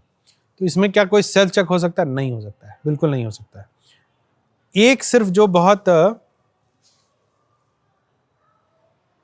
मतलब बिल्कुल ध्यान देने वाली चीजें हैं कि अगर आपके शरीर पर स्क्रैच मार्क्स आते हैं, अच्छा। ठीक है। दूसरा, अगर आप सुबह उठ रहे हैं एंड यू फील फटीग, मतलब आपको लगे कि एकदम शरीर का तो एकदम मतलब किसी ने पूरा एनर्जी निकाल लिया है, दो यू आर फिजिकली एंड मतलब मेडिकली फिट, ठीक है। और तीसरा, if you are having high signs of depression. इन 3 लक्षणों में आपको जाना चाहिए किसी मंदिर पे या किसी ऐसे व्यक्ति के पास जो जानकार हो। इसको खुद से ठीक नहीं किया जा सकता है। तो इस जानकार आपने कहा शिशिर जी, लेकिन YouTube पे तो 5 मिनट में वशीकरण और 5 मिनट में झाड़ फूक वाले चीजें तो ज्यादा चल रही है ना। तांत्रिक, एस्ट्रोलॉजर और वास्तु, ये सब ना इमरजेंसी की चीजें हैं, इसके पास हमेशा नहीं जाना चाहिए। आपको अगर इनमें से कुछ भी लग रहा है तो किसी अच्छे गुरु परंपरा के गुरु से मंत्र ले लीजिए। तो 90% ऑफ प्रॉब्लम जो है उस मंत्र जाप और उस गुरु और आपका जो गुरु परिवार है उसके देवता के थ्रू सॉल्व हो जाता है, ठीक है। तो आपको अगर इनमें से कुछ भी समस्या आ रही है तो पहला तो एक मंत्र पकड़ ले जिसको आप करें, एक देवता पकड़ लें जिसकी आप आराधना करें, ठीक है। इतना करने के बाद आपको किसी और चीज की आवश्यकता नहीं पड़ेगी। झाड़ फूक, तंत्र मंत्र, इन सबसे दूर रहना चाहिए, ठीक है। एस्ट्रोलॉजी से दूर रहना चाहिए। एस्ट्रोलॉजी से आपको समझना चाहिए कि जीवन में क्या चल रहा है, क्यों चल रहा है। तो अगर आप में ये 3 लक्षण है, मतलब कट मार्क्स आ रहे हैं, आप बहुत फेटीक में उठ रहे हैं, और तीसरा डिप्रेशन का साइन है, तो आप कोशिश कीजिए कि किसी मंदिर से या किसी अच्छे गुरु से मंत्र ले लीजिए। वो मंत्र लेते ही 90% जो प्रॉब्लम्स है वो सॉल्व हो जाएगी। क्या मंत्र लेने से हम भी तांत्रिक हो जाएंगे? नहीं, आप साधक हो जाएंगे। साधक और तांत्रिक में क्या अंतर है? साधक का मतलब होता है जो देवता की आराधना करता है, ठीक है। साधना का बहुत सारा मार्ग होता है, जैसे जो हमने बोला ना, सद्गुण, रजोगुण, तमोगुण, सब मार्ग से जो है वो साधनाएं होती हैं, ठीक है। जो सिर्फ मंत्र जपते हैं और देवता की आराधना करते हैं वो साधक होता है, जो देवता की प्राप्ति। एक तांत्रिक भी साधक होता है, ठीक है, लेकिन जो यंत्रों का प्रयोग करके किसी और के लिए भी देवता या शक्तियों को मैनिफेस्ट करे उसको तांत्रिक बोलते हैं। जिसको एग्जैक्ट पता है किस मंत्र को किस यंत्र से किस समय प्रयोग करने से किसी का अमुक कार्य पूरा हो सकता है, उसको तांत्रिक बोलते हैं। मैं आपकी वेबसाइट भी देख रहा था, उसमें भी बहुत सारी चीजें हैं जिसमें जो सिद्ध त्रिशूल हैं और भी सारी चीजें हैं। क्या काम आता है ये सिद्ध त्रिशूल और वो कड़ा और माला? मैं कुमकुम की बात कर रहा था, बहुत सारी चीजें हैं सिद्ध, सभी चीजों में सिद्ध कॉमन है। क्या काम करता है वो? देखिए, जब हम लोग एक चीज समझिए, ये जब हम एनर्जी प्रोटोकॉल की बात करते हैं ना, तो हर चीज का ना, हर सामग्री का एक फ्रीक्वेंसी होता है, एक मेटाफिजिकल प्रॉपर्टी होता है। इसको आप सीधे अगर इसको आप प्रैक्टिकली देखना चाहते हैं तो अपने जब आप रात में सोते हैं ना, तो तकिया के नीचे कभी अलग अलग सामग्री रखिए, जैसे झाड़ू रखिए, चाकू रखिए, कील रखिए, आप जो सामग्री रखेंगे आपका स्लीप पैटर्न उस तरीके से चेंज होता जाएगा। तो कुछ भी आपके आसपास होता है तो वो आपके एनर्जी फील्ड को अफेक्ट करता है। वो स्ट्रांग बना, या जो पोजीशन के बारे में मैं बता रहा था कि अगर नेगेटिव एनर्जी है आपके ऑरा में तो आपको साइंस ऑफ डिप्रेशन आएंगे, ठीक है, क्योंकि आपको आइडियाज आता है आपके इन्वायरमेंट से, जिसको पंचकोश बोलते हैं। जो ये सिद्ध किए हुए चीजें होती हैं उसको मंत्रों से हम सिद्ध करते हैं, या यंत्र बनाकर उस पर रख करके उसको सिद्ध करते हैं। तो जो मंत्र है, मतलब क्या, ईश्वर, ये स्वर, इस वाइब्रेशन से उस यंत्र के ऊपर तंत्र चला के उसमें भी एक वाइब्रेशन हम फिल करते हैं, ठीक है। तो वो सामग्री जब आपके मेटाफिजिकल क्षेत्र में आती है तो वो एक तरीके का चेंज लाती है आपके अपने एनर्जी सर्कल में। तो वो अगर मान के चलिए अट्रैक्शन के मंत्र से उसको हमने ये करके रखा है, मतलब अभिमंत्रित करके रखा है, तो वो आपको आपके ऑरा को अट्रैक्टिव बनाएगा। वो प्रोटेक्शन के मंत्र से रखा है तो कोई भी पराशक्ति जो है आपका जो परिधि है उसके अंदर नहीं प्रवेश कर पाएगी। इसी तरीके से अलग अलग चीज़ें अलग अलग ये होती हैं। अब जैसे रुद्राक्ष होते हैं तो रुद्राक्ष का सिद्धि विधान दिया हुआ है शिव महापुराण में, देवी भागवतम में, उपनिषद में, तो उसके हिसाब से उसको जागृत किया जाता है।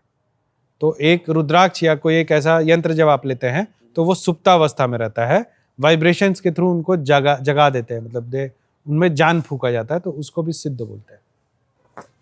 क्या एक सवाल और भी था कि मतलब क्या सच में लक्ष्मी जी को, जो लक्ष्मी हम लोग कहते हैं जिससे पैसा आता है, लक्ष्मी को तंत्र से बांधा जा सकता है और रातों रात अमीर बनने की क्या कीमत चुकानी पड़ सकती है? ऐसा कुछ नहीं होता, तो फ्रॉड है, सब फ्रॉड है।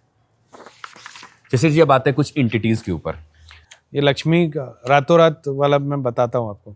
ऐसे बहुत लोग हैं हाँ, जो कि इस तरीके का दावा करते हैं कि वो नोट बरसा देंगे, ठीक है, या गड़ा धन निकाल देंगे, ठीक है, हाँ, ये बसों में और ट्रेनों में जो चिपका हाँ, रहता है कि 10 मिनट में अपना बिछड़ा प्यार पाएं, वो और सब ये सब पूर्ण रूपेण फॉर्जरी का खेला है, और इन सब चीज़ों में लोगों को नहीं पढ़ना चाहिए। देखिए, तंत्र आज के दिन में तभी काम करता है जब देवता से आपका जुड़ाव हो, और देवता ही एकमात्र ऐसा मतलब सेंटर है, पावर, जहाँ से काम जो है वो होता है, ठीक है।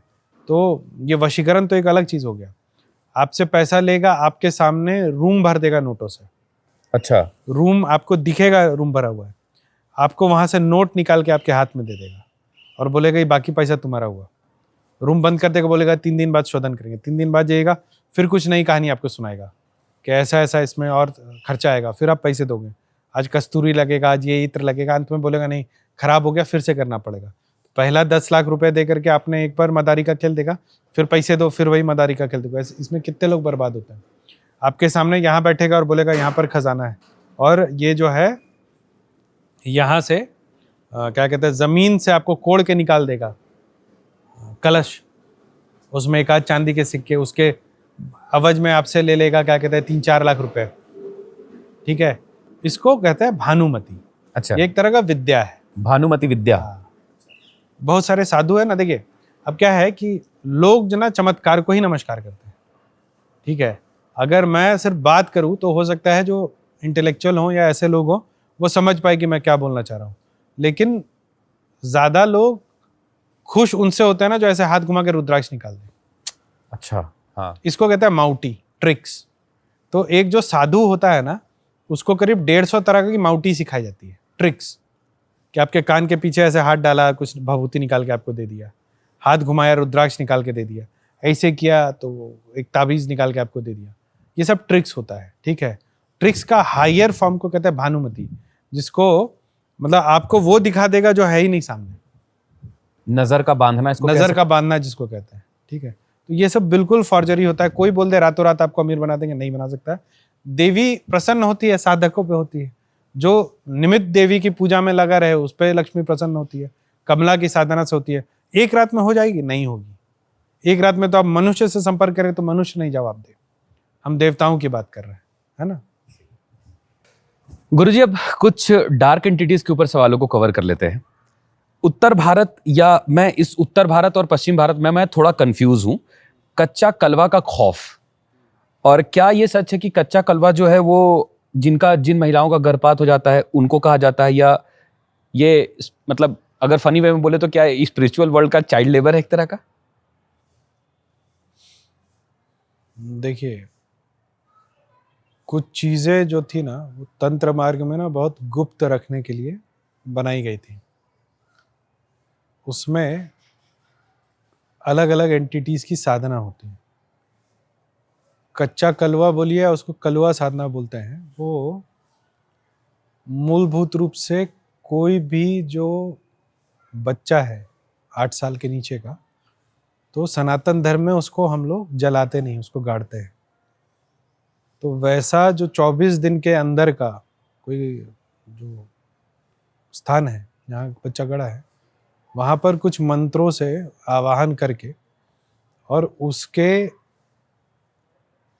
जो भी उसमें एंटिटी है, जो आत्मा है, उसको कैप्चर कर लेता है तांत्रिक, या उसको अपने वचन में बांध लेता है कि तुम हमारा अमुक अमुक ये काम करोगे। उसको कलवा साधना बोलते हैं। तो क्या उससे काम कराया जाता है या लेबर का काम करता है वो? नहीं, ये गलत है। जो मूर्ख होता है ना वही एंटिटी से लेबर का काम कराता है, या मैंने आज तक नहीं देखा है कि कोई करा रहा हो। एंटिटीज या कोई भी साधना का उद्देश्य ये होता है कि जैसे हमने डायमेंशंस का बात किया ना, तो हम लोग तो अपने 5 सेंसेस और 3 डायमेंशंस में बंधे हुए हैं। एंटिटीज जो है इस डायमेंशन के का जो बाउंड्री उसको क्रॉस करती है। तो चाहे वो कलवा साधना हो या प्रेत साधना हो, साधना की इसलिए जाती है ताकि जो हम नहीं देख पा रहे हैं, जो हम नहीं सुन पा रहे हैं, वो सब जानकारियां वो हम तक पहुंचाए, ताकि साधना मार्ग में हम और तेजी से आगे बढ़े। क्या ये सच है कि जो कलवा या जो जिसको कच्चा कलवा कहते हैं वो सिद्ध कर लेते हैं, अगर उनको वो भोग ना दिया जाए जो वो उनको डेली दिया जाता है, तो वो अपने साधक को ही मार देते हैं? ये सच्चाई है? इसमें कितनी सच्चाई है? हम आज तक किसी को मरते तो नहीं सुने हैं। क्या, देखिए, बात वही है कि जो चीज़ हमने नहीं देखा है उसको हम कैसे बोल दे कि सही है या गलत है। सही बात। हो सकता है कभी इतिहास में ऐसा हुआ हो, लेकिन क्या है कि जब आप किसी शक्ति को सिद्ध करते हैं ना, तो उसका एक तय भोग होता है जो साल में एक बार दिया जाता है। ऐसा नहीं है कि रोज किसी को शक्ति को भोग दिया जाता है। आपने जिस दिन सिद्ध किया, प्रत्यक्ष किया, तो आपने जब वचनबद्ध किया ना, तब आप बोलते हैं कि मैं तुम्हें एक नारियल चढ़ाऊंगा साल में, या कुछ भी चढ़ाऊंगा साल में एक बार, या एक बलि, किसी वीरों की साधना की तो एक बलि दूंगा साल में। तो वो बलि जो है वो मैंडेटरी होती है, नहीं देने पर वो जो शक्ति है वो आपको आभास दिलाता है कि आप कुछ भूल रहे हैं, लेकिन मार देता है क्या? हम एक भी आज तक ऐसे साधक को नहीं जानते हैं जिसकी हत्या उसकी अपनी शक्ति ने कर दी। कर्ण पिचासनी एक एंटिटी है, लोअर एंटिटी है, तो उसकी सिद्धि वो क्या कर सकती है, और क्या उसे अपनी पत्नी की तरह रखा जाता है? इसमें कितनी सच्चाई है, इसके बारे में थोड़ा डिटेल में बता दीजिए। भारी सवाल है तो भारी पॉडकास्ट वाला सवाल। देखिए, कर्ण पिचासनी जो एक शक्ति होती है, पहले तो पिशाच जो होता है ना, वो एक गंदी शक्ति होती है। मतलब गंदी शक्ति इन द सेंस कि वो हमसे लोअर एंटिटी है, ठीक है, हायरार्की में मनुष्यों से नीचे है, तो वो कभी भी आपका अहित कर सकती है। कर्ण पिचासनी का प्रयोग होता है कि माना जाता है कि अगर आपने उसको सिद्ध कर लिया तो वो आपके कंधे पे बैठती है, और जो सामने वाला व्यक्ति है उसका भूत और वर्तमान बता देती है। भविष्य नहीं बता सकती है वो? भविष्य कोई नहीं बता सकता, देवता नहीं बता सकते, तो मनुष्य क्या बता देंगे, है ना? कोई किसी को भविष्य नहीं बताता है। जो बहुत सिद्ध भी होंगे वो ये बता सकते कि ऐसा हो सकता है, होगा ही, ये तो आपका एक्शन तय करता है। एक प्रोबेबिलिटी है, उसी को फ्यूचर बोलते हैं। हम किस तरीके से उसमें आगे बढ़ते हैं वो तय करता है कि उस फ्यूचर, आप कभी भी अपने जीवन में ना 2 मोह पे खड़े रहते हैं। आपके जीवन में कभी भी ये भी हो सकता है, वो भी हो सकता है। आप ए ऑप्शन चुनते हैं तो फिर से उस 2 आने पे आके बी एक्शन पर जाते हैं। ये कर्म है, यही सीखने के लिए हम लोग आते हैं। इसलिए फ्यूचर तय नहीं होता है। हम थोड़ा डाइवर्ट करके, लेकिन इसको समझिए, कर्म जो होता है ना, कर्म is actually school of learning. जो हम लोगों को एक विषय बता दिया गया है ना कि good Karma and bad Karma, नहीं, कर्म इज पर्सपेक्टिव। अब मैंने आपका मदद किया, आपके कॉम्पिटिटर के लिए हमने जो है उसका हित कर दिया, आपके लिए गुड कर्मा, उसके लिए बैड कर्मा। कोई बहुत पापी है, उसको क्या कहते हैं, देवता चाहते थे 7 दिन तक भूखा रहे, आपने देखा वो भूखा है, उसको खाना खिला दिया। आपके हिसाब से गुड कर्मा, यूनिवर्सल प्लान में बैड कर्मा। समझ में आ रही है बात? तो इस चीज को समझना होगा। कर्म और इन सब पचरों में जब हम लोग पढ़ते हैं, कहाँ थे हम लोग? कर्ण पिचासनी। कर्ण पिचासनी पे, ठीक है ना? तो कर्ण पिचासनी, तो इसीलिए फ्यूचर प्रिडिक्ट नहीं किया जा सकता, वो हम पे है कि हमारा फ्यूचर क्या होगा। तो कर्ण पिचासनी को ऐसा सिद्धांत है, ऐसा मतलब तंत्र में मार्ग है जिससे आप उसको पत्नी के रूप में ग्रहण कर सकते हैं। और भी शक्तियां जैसे यक्षिणी है, उसको भी आप पत्नी के रूप में रख सकते हैं जीवन में, ठीक है। इसी में एक देव कन्या होती है, अगर आप लोअर एंटिटी की साधना नहीं करते हैं तो उसको वारताली बोलते हैं। वारताली देव कन्या होती है, वो कर्ण पिचासनी से बेटर शक्ति है, लेकिन सिद्धि में उसका समय लगता है, ठीक है। और वो शुद्ध शक्ति होती है, उसको पत्नी के रूप में आप कभी भी क्या कहते हैं नहीं ले सकते हैं। वो देवी के रूप में आपके जीवन में आएगी, पुत्री के रूप में, माँ के रूप में आती है, ठीक है ना। तो उसकी भी सिद्धि करने से जानकारी वही मिलती है जो कर्ण पिचासनी देती है, लेकिन क्योंकि कर्ण पिचासनी आसान है ज्यादा करना, इसीलिए लोग उसको करते हैं। मतलब उसकी साधना भी बहुत मलिन है, डर्टी कह सकते हैं। किसी भी लोअर एंटिटी की साधना मलिन नहीं होगी, तभी तो वो लोअर एंटिटी। मलिन को थोड़ा एक्सप्लेन कर सकते हैं? मलिन का मतलब जो आपके क्लीनिनेस के स्टैंडर्ड में नहीं आए। अच्छा, इस्लामिक में जिन्न और हिंदू में ब्रह्म राक्षस, इन दोनों में सबसे ज्यादा खतरनाक कौन है? इस्लाम का जो जिन है हमने कभी देखा नहीं, कभी सुना नहीं, फैक्ट है। जी जी। हम इस पे हम सीधा अगर बात बोले तो जो एक वेस्टर्न जो एक रिसर्च है on the aliens who have walked on earth, ठीक है, उसमें द लास्ट एलियन दैट जो लास्ट एलियन है जो कि पृथ्वी पर चला है, उसको कहते हैं राख। राख, RAK, राख। अच्छा, ठीक है।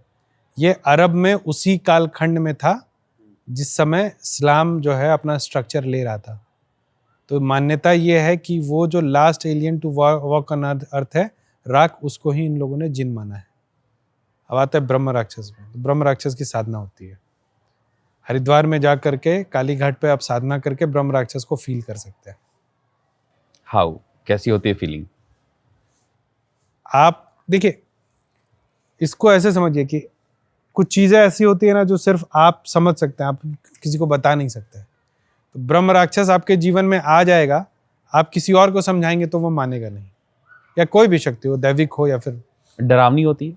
नहीं, कोई भी शक्ति जिसकी आप साधना करें वो आपको क्यों डराएगा, जब तक आप उसका हित या उसके थ्रू किसी का हित नहीं कहीं करेंगे। शायद मैंने सुना था कि आपको तंत्र साधना में या किसी भी एंटिटी को सिद्ध करने के लिए डर के डिफरेंट लेवल को पार करना पड़ता है।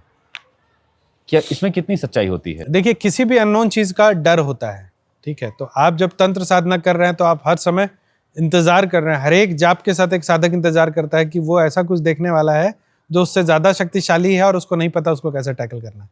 तो डर तो लगेगा ही। समझ में आ रही बात? वो एक एंटिटी है, वो आपसे ज्यादा पावरफुल है, आप उसको बुला रहे हो, आपको पता नहीं वो आपको देख के कैसे रिएक्ट करेगा, तो डर लगेगा ना। और गांव में कहा जाता है कि पीपल पर भूत और बरगद पे ब्रह्म राक्षस। क्या एंटिटी भी किसी पर्टिकुलर पेड़ को कुछ सोच समझ के चुनती है? पीपल पे तो भूत इसलिए बोलते हैं ना क्योंकि वहां पर जब इंसान मरता है तो जो बचा हुआ घंट जिसको कहते हैं, उसको वहां टांगते हैं, तो मान लिया गया। अब हमारे मंदिर में आइएगा तो सामने में पीपल का पेड़ है, पीछे में जो है बरगद का पेड़ है। हम लोग तो वहां बैठते हैं रात में भी।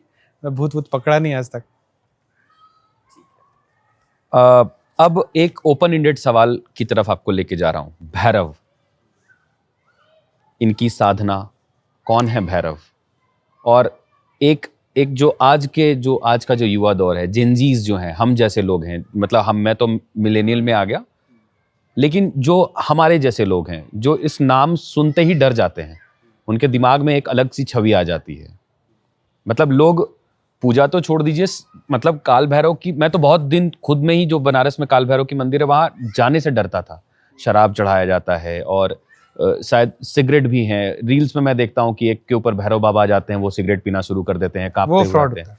हाँ, तो क्या है भैरव? इसको कैसे सही तरीके से समझा जाए, कैसे नहीं डरा जाए इनसे? पहले तो ये लास्ट विषय पे ले जाता हूँ। जो बोले कि हम पे काली या भैरव आते हैं उनसे दूर रहिए। ऐसा किसी के शरीर पर देवता विराज नहीं कर सकते। देवता का बहुत कॉन्शियसनेस हाई होता है, शरीर के चित्रण हो जाएंगे। छोटी छोटी शक्तियां जो होती है ना, वो एज अ पोजेशन किसी के ऊपर क्षणिक आती है, जिसको पोजेशन बोल सकते हैं। अब आते हैं हम लोग भैरव पर। तो बहुत अच्छे तरीके से सनातन धर्म से भैरव को काटा गया। क्यों काटा गया भैरव को? क्योंकि तंत्र ही सनातन धर्म की शक्ति थी और ये 10 महाविद्या और भैरव से ही चलती थी।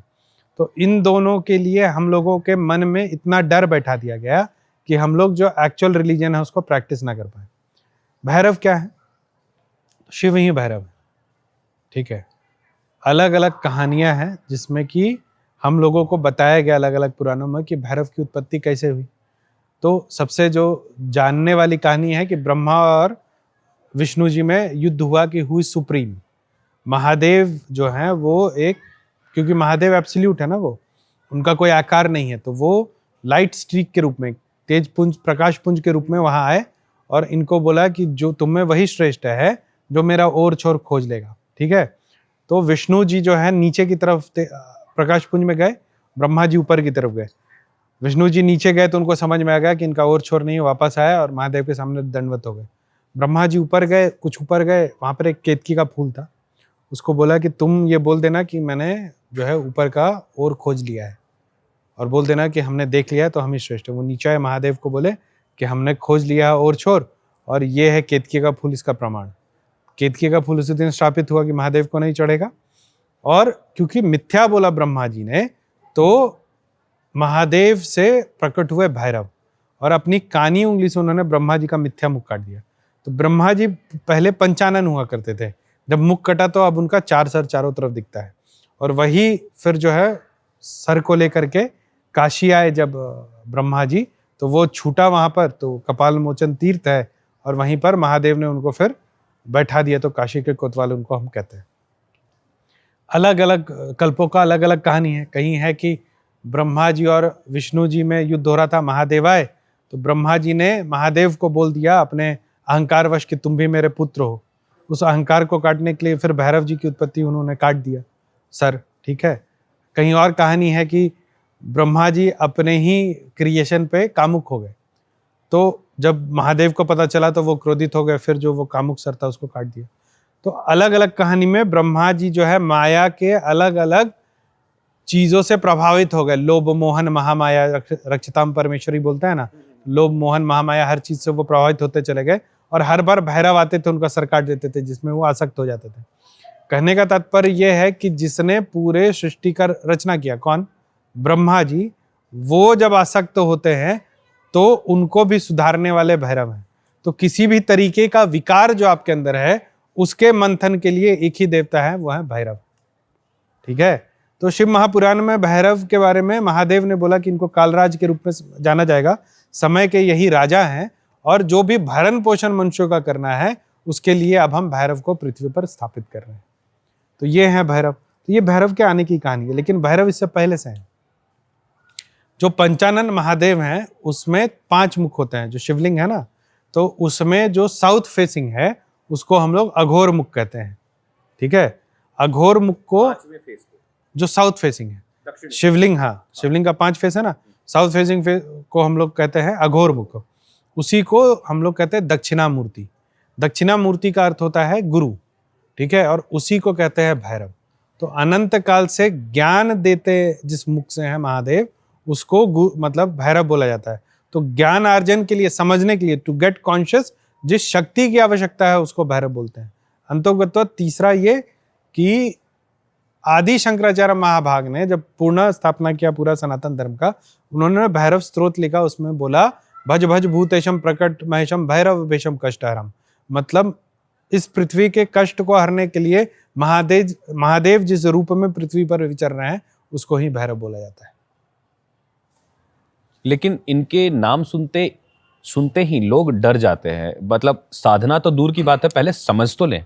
हाँ, सामने जाने के बाद वो विकराल रूप, वो बिल्कुल अलग ही है। वो अगर हम नॉर्मल विष्णु भगवान की तरफ देखें या किसी और देवी देवताओं की तरफ देखें और भैरव की तरफ देखें, तो भैरव विकराल दिखते हैं। थोड़े विकराल दिखते नहीं है, भैरव को विकराल दिखाया गया। अच्छा, जो भी तंत्र है ना, तंत्र से हम लोगों को दूर कर दिया गया। हम लोगों को ये दिखाया गया कि भैरव और 10 महाविद्या की पूजा करने से आपका अनिष्ट हो सकता है, आपके घर का अनिष्ट हो सकता है, ठीक है, या फिर तामसिक भोग चढ़ाने से आपका अनिष्ट हो सकता है, ये हमें बताया गया। तो ये हम लोगों ने परसीव कर लिया है बिना जाने कि इसका आउटकम क्या है। ये सेंचुरीज का जो है ना, हम लोगों को एटलीस्ट 200 साल से तो हम लोगों को ये बताया जा रहा है कि भैरव और काली के पूजा से जो है वो अनिष्ट होता है, ठीक है। तो इसका डर है, रूप का डर नहीं है हम लोगों को। हम लोगों का डर है जो हम लोगों के बैक ऑफ द माइंड में चलता है कि ये तांत्रिक देवता है, इनकी पूजा करने से हम लोगों का अहित हो जाएगा। एक चीज और मैं अक्सर देखता हूँ रील्स वगैरह में, क्योंकि आपको ही पता होगा, जो दिख रहा है वही बिक रहा है आजकल। ये चीजें बहुत चल रही हैं, लोगों के ऊपर भैरव आ रहे हैं, लोगों का इधर से पूरा लार काइंड ऑफ गिर रहा है, वो बाहर कांपते हुए आते हैं, किसी को मारते हैं, एंड पूरा आडंबर है एक तरह का बनाया हुआ। लोगों के लिए एक ऐसा रास्ता बताएं शिशिर जी, जो उस आडंबर से एक सच जो एक्चुअल भैरव हैं उनकी पूजा करने तक पहुंच सकें एटलीस्ट। देखिए, रास्ता है सीधा देवता से जुड़ना। अब हमारे यहाँ हम जैसे सेवा देते हैं भैरव मंदिर में, तो लोग हमारे पास आते हैं, समस्या बताते हैं। हम बोलते हैं हमें क्यों समस्या बता रहे हो, भैरव साक्षात बैठे हुए हैं। तो लोगों को सबसे पहले ये जानना चाहिए कि उनको देवता से खुद जुड़ाव होना चाहिए। देवता और एक व्यक्ति के बीच में सिर्फ उसके गुरु आ सकते हैं, तीसरे किसी व्यक्ति की आवश्यकता नहीं होती है जीवन में। या जब पूजा कर रहे हैं तो पुरोहित जो पूजा करवाएगा। इसके अलावा आपके और देवता के बीच में कोई ना आए। कोई कुछ कर रहा है, आपको उससे इंप्रेस होने की जरूरत नहीं है। आपको देवता से आपका मन कितना लग रहा है, देवता का पूजा करने से आपको कितना अच्छा लग रहा है और आपका जीवन कितना बेहतर हो रहा है, ये देखते जाना है। तो जो गांव में, आप झारखंड से हैं, आपको पता होगा बहुत सारे गांव में डलिया लगाते हैं लोग। आपको पता है डलिया के बारे में? मेरे गांव में अक्सर होता है। मतलब मैं जहां से आता हूँ, चतरा, वहां पे डलिया लगता है। डलिया में एक महिला होती हैं, उनके बाल खुले होते हैं, वो बाल गोल गोल घुमाती हैं और उनके ऊपर माता जी आ जाती हैं और उनको आप चावल दीजिए, वो चावल से काउंट करके बताएंगी सवाल जवाब जो हाँ, वो चीज चावल गिनने वाला। ये क्या है? मतलब ये सब कुछ लोग तो कहते हैं कि उनके ऊपर भैरव भैरवी दोनों आ जाते हैं। देवता नहीं आते हैं, जो लोकल एंटिटीज है ना, जो ग्राम देवता हो या लोकल एंटिटी, जिसको स्पिरिट पोजीशन मान सकते हैं। स्पिरिट पोजीशन फुल तब होता है जब, देखिए आप एक चीज समझिए, हमारा जो दिमाग है ना वो 3 भाग में है। एक हमारा कॉन्शियस ब्रेन, कि हम अभी आपसे बैठ के बात कर रहे हैं, हमारा नाम क्या है, ठीक है, ये जगह क्या है, ये हमको याद है। एक है pre conscious brain. Pre conscious brain की आप हमारे मतलब जो मेमोरी लाइब्रेरी है, उससे आप मुझसे सवाल पूछ रहे हैं कि ये क्या होता है, वो क्या होता है, या आप मुझसे पूछे कि ये बताओ कि आप पिछले सप्ताह सोमवार को कहाँ थे, मैं थोड़ा सोचूंगा। और एक होता है सबकॉन्शियस। सबकॉन्शियस जिसको आकाशिक लाइब्रेरी बोलते हैं, उसमें सबका जो है इंफॉर्मेशन स्टोर होता है, आपका और मेरा, ठीक है। तो कई बार क्या होता है कि जब हम अपने 5 सेंसेस से बाहर आते हैं, ये विकास सर होंगे, उनसे बात कर लो, तो उस सबकॉन्शियस में जब आप जाते हैं ना, तो आपको बहुत सारा इंफॉर्मेशन मिलने लगता है सामने वाले के बारे में, आसपास के बारे में। जब स्पिरिट, इस तरीके के स्पिरिट आपके आभा मंडल में घुसती है, ऑरा सर्कल में घुसती है, तो they start throwing ideas to you. आप जो अपना पंच महाभूत और जो 5 सेंसेस है ना, इसके लिमिट से आप बाहर चले जाते हैं थोड़ी देर के लिए, और then you are able to latch into subconscious. इसीलिए बहुत सारे जवाब आते हैं। वो जरूरी नहीं है आपके लिए हो, लेकिन आपकी कहानी से मिलता जुलता वो जवाब होगा। यही चीज न्यूरो लिंग्विस्टिक प्रोग्रामिंग में भी होता है। बताइए ना थोड़ा न्यूरो लिंग्विस्टिक प्रोग्रामिंग। मतलब आपको सर्टेन वर्ड से ना आपको क्यू दिया जाता है, और आप एक ऐसे स्टोरी के एक लाइब्रेरी में चले जाते हो जहाँ बहुत सारी कहानियाँ होती हैं। तो आप देखिएगा कि पास्ट लाइफ रिग्रेशन होता है। पास्ट लाइफ रिग्रेशन में आपको एक कहीं ऐसे दुनिया में भेज दिया जाता है, वहाँ आप अपने पास्ट लाइफ की स्टोरी देखते हैं। नहीं, आप पास्ट लाइफ की स्टोरी नहीं देखते हैं। आप एक कहानी उस लाइब्रेरी से निकालते हैं जो कि आपके कहानी से मिलती जुलती हो, और आप जो सवाल खोज रहे हैं उसका वो जवाब हो। Exactly, this is neuro linguistic programming या पास्ट लाइफ रिग्रेशन जिसको कहते हैं। और एक बार आपके ब्रेन को वो जवाब मिल जाता है तो ब्रेन सेटिस्फाइड हो जाता है, हाँ मेरे लाइफ का ये जो समस्या वो सॉल्व हो गया। वो भले आपकी कहानी हो नहीं हो, ब्रेन को समझ में आता है मेरी कहानी है। अच्छा, अगर मैं आपसे एक सीधा सवाल करूं कि अगर मुझे मान लीजिए एक साधक के रूप में, या मुझे भैरव साधना शुरू करनी है, तो वो कौन से 5 ऐसे तरीके हैं जिनसे मैं भैरव से जुड़ सकता हूँ या बात कर सकता हूँ या उनकी साधना कर सकता हूँ, उनकी पूजा कर सकता हूँ? देखिए, सबसे सही तरीका ये है कि जो एकदम बेसिक होता है ना पूजा का, वो करना चाहिए। तो भैरव जी का बट ग्रुप में कोई फोटो रखिए अपने पास, या किसी मंदिर का जो काल भैरव का फोटो वो रख सकते हैं, स्वर्णाकर्षण भैरव का फोटो रख सकते हैं। उनके सामने ना चौमुखी दिया जलता है।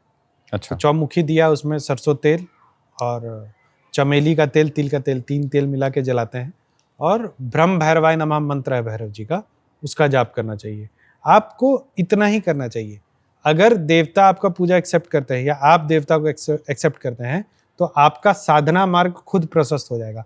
आप जो बोलते हैं ना, गुरु आपको खोज लेते हैं, आप खुद दौड़ते हुए वहां चले जाइएगा जहां आपको साधना आगे करनी है। एक यहीं से जब आप ये बात कह रहे थे ना, मेरे दिमाग में एक चीज़ आ रहा था। मेरे एक जानने वाले हैं, बहुत करीबी हैं मेरे, उन्होंने कंपनी इस्टेब्लिश की। एक बहुत कैजुअल बात बता रहा हूँ आपको। उन्होंने कंपनी इस्टेब्लिश की, उन्होंने अपने ज्योतिष जो भी एस्ट्रोलॉजर से पूछा कि भाई सब कुछ सही चलेगा? उन्होंने कहा बस आपका एकदम बिल्कुल राजयोग चल रहा है, तगड़ा बिजनेस जाएगा, गजब का ढा देंगे आप, दुनिया आपके कदमों में होगी, इस तरह का उन्होंने कहा। फिर बिजनेस उन्होंने शुरू किया बेचारे ने, मतलब 20 से 30 लाख रुपए के इन्वेस्टमेंट से एक बिजनेस शुरू किया। आगे जाने के बाद वो बिजनेस नहीं चला, बैठ गया।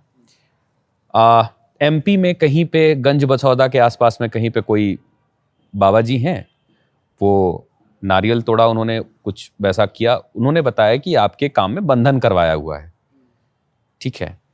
तो क्या भगवान, मतलब क्या ज्योतिष ऊपर है या तंत्र ऊपर है, या ज्योतिष तंत्र को बता सकता है कि क्या चीजें होनी है और क्या चीजें नहीं होनी है? देखिए, पहला सवाल का जवाब मैंने दे दिया था कि फ्यूचर कोई नहीं बता सकता। आपका बिजनेस चलेगा कि नहीं चलेगा, इसके लिए एस्ट्रोलॉजी जिम्मेदार नहीं हो सकती, इसके लिए देवता जिम्मेदार नहीं हो सकते। ये वैसे ही था जैसे इंडो चाइना वार वाला सवाल है। हाँ। देखिए, एक व्यक्ति जब फेल करता है ना, तो वो उसके कारण को ढूंढता है और वो एक माथा खोजता है जिसपे वो फोड़ सके इसका। मतलब, I failed in my business because astrology was not correct, I failed in my business because तंत्र वॉज नॉट राइट। आप इस पर मैं आपको एक बात बताता हूँ। आप देखेंगे कि जितना ये भूत प्रेत वाला केस होता है ना, तो आप जाएंगे, आप देखेंगे कि कोई गया सर हिलाते हुए, उसको बोला रहे तुम कौन हो, वो बताएगा, तुम इसके शरीर को छोड़ के जाओगे ना तो वहाँ चले जाएंगे। मैं इसको नॉर्मल लोगों से आपको बताता हूँ कि कैसे जोड़ता है। तो वो जो पोजेशन का केस होता है ना, वो basically it is a disorder, ठीक है ना। वो व्यक्ति काम से, शादी से, पढ़ाई, किसी चीज़ से बचना चाहता है। वो उसने अपना एक नाटक शुरू कर दिया कि मुझे भूत आता है, ठीक है। अब जब वो एक तांत्रिक के पास जाता है, तांत्रिक तो जानता है कि इतना आसान थोड़ी है पोजीशन होना। मैंने बताया ना, पोजीशन का लास्ट केस 1952, ठीक है ना, तो या 64 ऐसे कुछ डेट था। भूत थोड़ा बहुत पकड़ता है तो देवता उवता के स्थान पे जाने पे छोड़ देता है। जो रेगुलर वाला होता है उसमें क्या है कि वो जो आया तांत्रिक के पास, ठीक है, तांत्रिक भी समझ गया ये फ्रॉड कर रहा है, वो तो जानता है तांत्रिक फ्रॉड कर रहा है, समझ रहे हो बात को। अब दोनों एक दूसरे को सर्टिफिकेट देते हैं, तुम वही हो ना, हाँ वही है। अब क्या है कि उसके फैमिली के सामने उसको सर्टिफिकेट मिल गया कि भैया इसमें तो सही में भूत है। तांत्रिक को वो सर्टिफिकेट दे रहा है कि तांत्रिक सही है, तांत्रिक को पैसा मिल गया, उसको जो पोजीशन का अपना मजा मिल रहा है कि ना उसको काम करना है ना कुछ करना है, लोग समझ रहे पॉजिटिव है। ऐसा आम आदमी भी करता है अपनी काम चोरी को, अपने फेलियर को। देखिए, कोई वर्क अगर फेल करता है, it is not always luck. 99% of the time ऐसा होता है कि वो व्यक्ति 100% अपने काम को नहीं देता है, या वो लैप्सेस अपने मतलब जानबूझ करके छोड़ता है। Either he get so much of money, he get so much of privilege कि वो सोचता है अब क्या करना है। एंड एक बार जब वो फेल हो जाता है ना, तो उसको सोसाइटी और फैमिली को जवाब देना होता है। तब उसमें फिर से वही जो तांत्रिक झाड़ फूक करते हैं वो आते हैं कि हाँ तुम्हारा काम का बंधन हो गया है, तुम्हारा ये होगा। क्यों करेगा तुम्हारे काम का कोई बंधन भाई? क्या बंधन होता है? सच में होता है? स्तंभन होता है, स्तंभन होता है रोक देने का। कि किसी के काम को रोक दिया, क्यों करेगा किसी का कोई स्तंभन? 20 लाख का तुम्हारा काम है, स्तंभन का एक प्रोसेस 4 से 5 लाख का आता है। एक तंत्र अगर आप प्रॉपर करते हैं, एक अगर हवन आप कर रहे हैं ना, हम जैसे भैरव अष्टमी में हवन करते हैं, ठीक है, या एक बगलामुखी का नॉर्मल हवन करते हैं, सिर्फ वैसे ही, तो हवन सामग्री 70 से 80 हजार रुपए का आता है। ओरिजिनल आप बात कर रहे हैं? हाँ, हवन जो होता है उसमें 70-80 हजार का सामग्री आता है। बगलामुखी का यंत्र बनता है सोने का, वो आप बना नहीं सकते चांदी में, आप समझो बात को, ठीक है। तो आपके 20 लाख के बिजनेस को हैम्पर करने के लिए कोई 2 लाख रुपया खर्चा कर दे, समझ रहे हो। और एक साधक है जो कि उस 2 लाख रुपया में अपना जीवन यापन भी कर रहा है, उसका हवन भी कर दिया और आपको बर्बाद भी कर दिया। कौन कार्मिक डेप्थ लेगा अपना भाई? ठीक है, ये सब फालतू बातें होती हैं। बिल्कुल ही इन सब में नहीं पड़ना चाहिए। देवता को पकड़िए और दूसरों पे ब्लेम मत डालिए। आप खुद देखिए कि आप क्यों फेल हो रहे हैं। लोगों का ये दिक्कत है, एस्ट्रोलॉजिकली मैं सही नहीं चल रहा हूं। ग्रह का एक चाल है, आपको उससे ये समझना है कि आपका दिमाग कैसे काम करेगा। मेटाफिजिकल ऑब्जेक्ट है ना, जैसे मैंने बोला कि तकिया के नीचे कोई सामग्री रख दीजिए तो आपको जो सपना है या स्लीप पैटर्न डिस्टर्ब होगा। वैसे ही जो ग्रह घूम रहे हैं उनका एक मेटाफिजिकल इफेक्ट होता है हमारी लाइफ पे, ठीक है। अब उसको समझ लेना है कि मंगल हमारे ऊपर है तो हमको क्रोध ज्यादा आएगा, शनि हमारे ऊपर है मैनिपुलेटिव ज्यादा हो जाएंगे, इस तरीके से। केतु हमारे ऊपर है तो हम अध्यात्म के ऊपर ज्यादा जा रहे हैं, हमको मटेरियल लाइफ बैलेंस कर लेना। तो आपको ये ना समझना है ऐसा थोड़ी है कि केतु बोलेगा वो तुम ये काम कर रहे, रुको अभी खराब करते हैं इसको, ऐसा नहीं होता है। समझ रही बात? अभी कुछ दिन पहले एक वीडियो था, मतलब इसका शायद जवाब आपने दे दिया, लेकिन फिर भी मैं आपके सामने ये सवाल लेके इसलिए आ रहा हूँ कि हमारे दर्शकों को ना ये भी समझना होगा कि चैनल पे और यूट्यूब पे दिखाई जाने वाली हर वो चीज़ सही नहीं है। वो एंकर यहाँ बैठा हुआ है और ऐसे बैठे हुए हैं बाबा जी, उन्होंने कहा जाओ बच्चा थोड़ा इनको बताओ कि तुम एग्जिस्ट करते हो, थोड़ा खींचो शर्ट वट, पीछे आता है और एंकर का वो, और एंकर बिल्कुल डर गया उस चीज की, क्या हो रहा है ये, अरे ये क्या है। वो सब जो है ना, ये जो अभी ऐसे पॉडकास्ट आ रहे हैं 90% जो है ये पेड पॉडकास्ट होता है। हम एक अच्छे पॉडकास्ट क्या कहते हैं, और नाम नहीं बताएंगे। नहीं बिल्कुल मत बताइए आप नाम। तो उन्होंने हमें बताया कि हमने बोला कि तुम इतना खराब पॉडकास्ट क्यों करते हो, एकदम सीधा सवाल था मेरा। हाँ, उन्होंने बोला आप 1.5 साल हमारे यहाँ नहीं है, 1.5 साल से हम फॉलो कर रहे हैं। हमने बोला हम इसलिए नहीं आए क्योंकि तुम्हारा पॉडकास्ट खराब है। तो उसने बोला कि ये शायद 4 महीने बाद पहला ऐसा पॉडकास्ट कर रहे हैं जो कि पेड नहीं है, जिसके हम पैसे नहीं ले रहे हैं पॉडकास्ट करने के। वाह। तो जब वो पैसे लेके करेगा तो उसको वही करना होता है जो वो अगला बोलेगा जी। बोला कि हमारे यहाँ तो आते हैं कि बोलते हैं यक्षिनी जा रही थी, ऐसे पकड़ के झोला में बंद कर लिया। हमें सुनना पड़ता है, ठीक है। तो इन सब चीजों को तो एंटरटेनमेंट के, और पॉडकास्ट में तो देखिए एक कहानी बहुत लंबा नहीं बताऊंगा, लेकिन उसमें यही था कि एक साधक ने एक यक्षिनी को सिद्ध कर लिया था। बंगाली राइटर की किताब है, कहीं और भी मैंने सुना है ये कहानी। और बाद में वो उस यक्षिनी से डर गया और वो यक्षिनी, वो उसका मनोभाव था कि यक्षिनी चली जाए, तो यक्षिनी ने उसको छोड़ दिया, बोला ठीक है अब मैं जा रही हूँ। और उसके घर वाले आए उसको ले जाने के लिए कि चलो तुम अब घर चलो, बहुत हो गया तुम्हारा।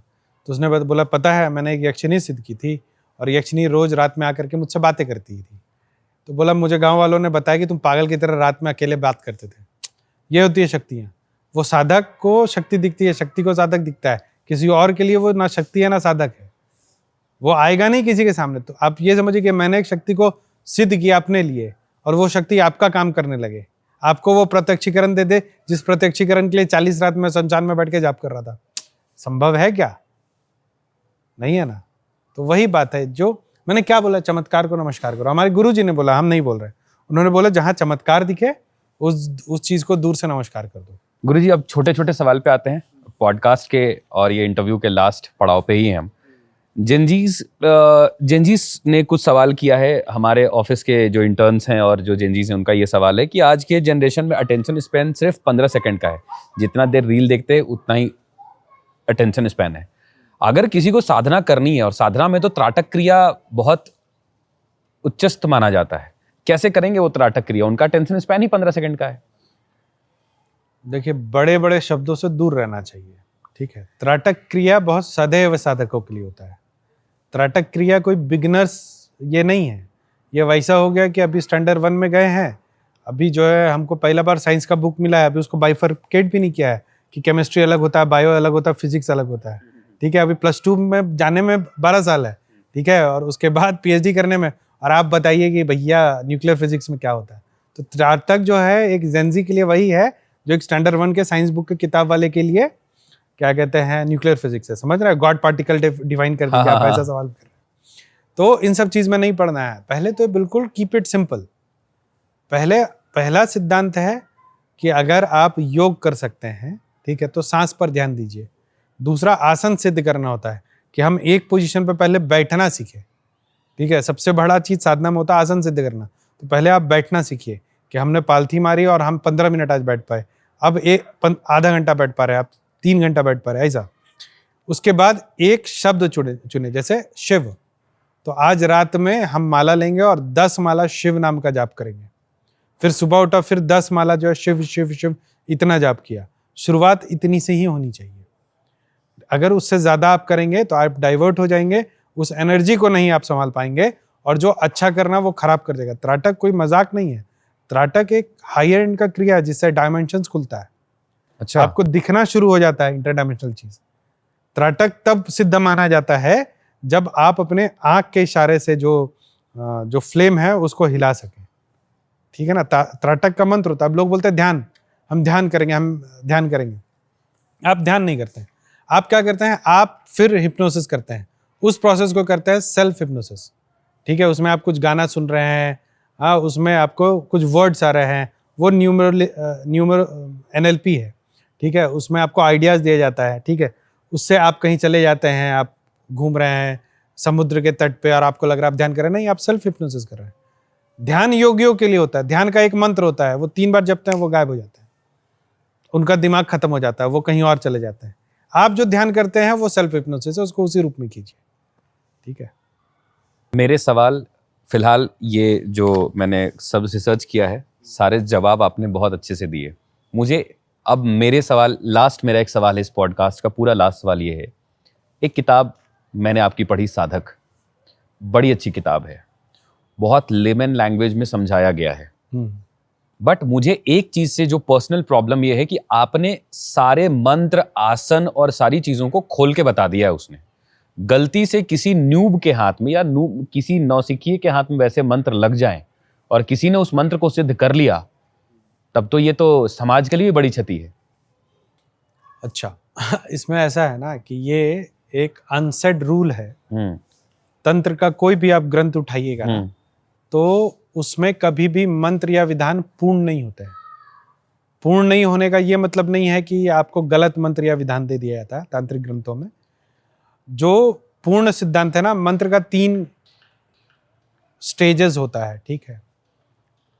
तो अभी तो प्राइमरी दिया, जो सिद्ध करेगा उसको फिर उद्भव, फिर परम, 3 लेवल पे इसको हम लोग देते हैं, ठीक है।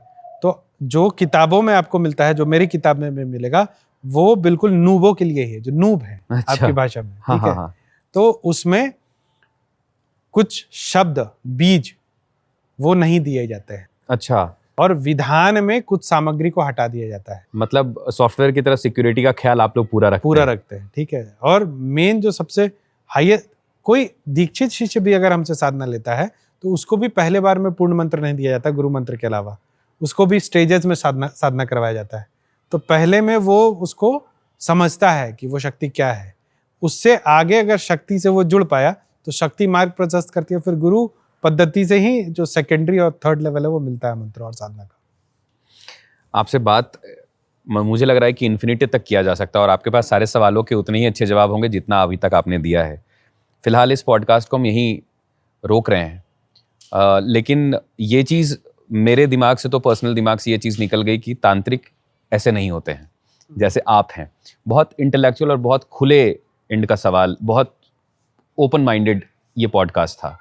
हमारे पॉडकास्ट पे आने के लिए आपको बहुत बहुत धन्यवाद, और होप्स हो कि हम लोग एक दूसरा सेशन जरूर करेंगे इसका, जिसमें जो पब्लिक के सवाल होंगे, जो बेसिकली जिस तरह के भी सवाल वो आएंगे, उसका जवाब आप जरूर देंगे। जरूर, बहुत धन्यवाद बुलाने के लिए। तो ये थे शिशिर कुमार। अगर आप तक ये इनकी रील्स पहुंच रही हैं या वीडियोस पहुंच रहे हैं और सवाल आप कुछ करना चाहते हैं, तो आप हमें कमेंट पे जरूर डाल सकते हैं। हमारा मेल आईडी है social@prabhatkhabar.in। और अगर आप चाहते हैं कि इस पॉडकास्ट को हम पार्ट 2 लेकर आएं, द तंत्रा कोड का जो पार्ट 2 लेकर आएं, तो हमें कमेंट में जरूर बताइएगा। मेरा नाम है विवेकानंद और आप देख रहे थे प्रभात खबर। प्रभातखबर.com, विश्वास वही, रफ्तार नहीं।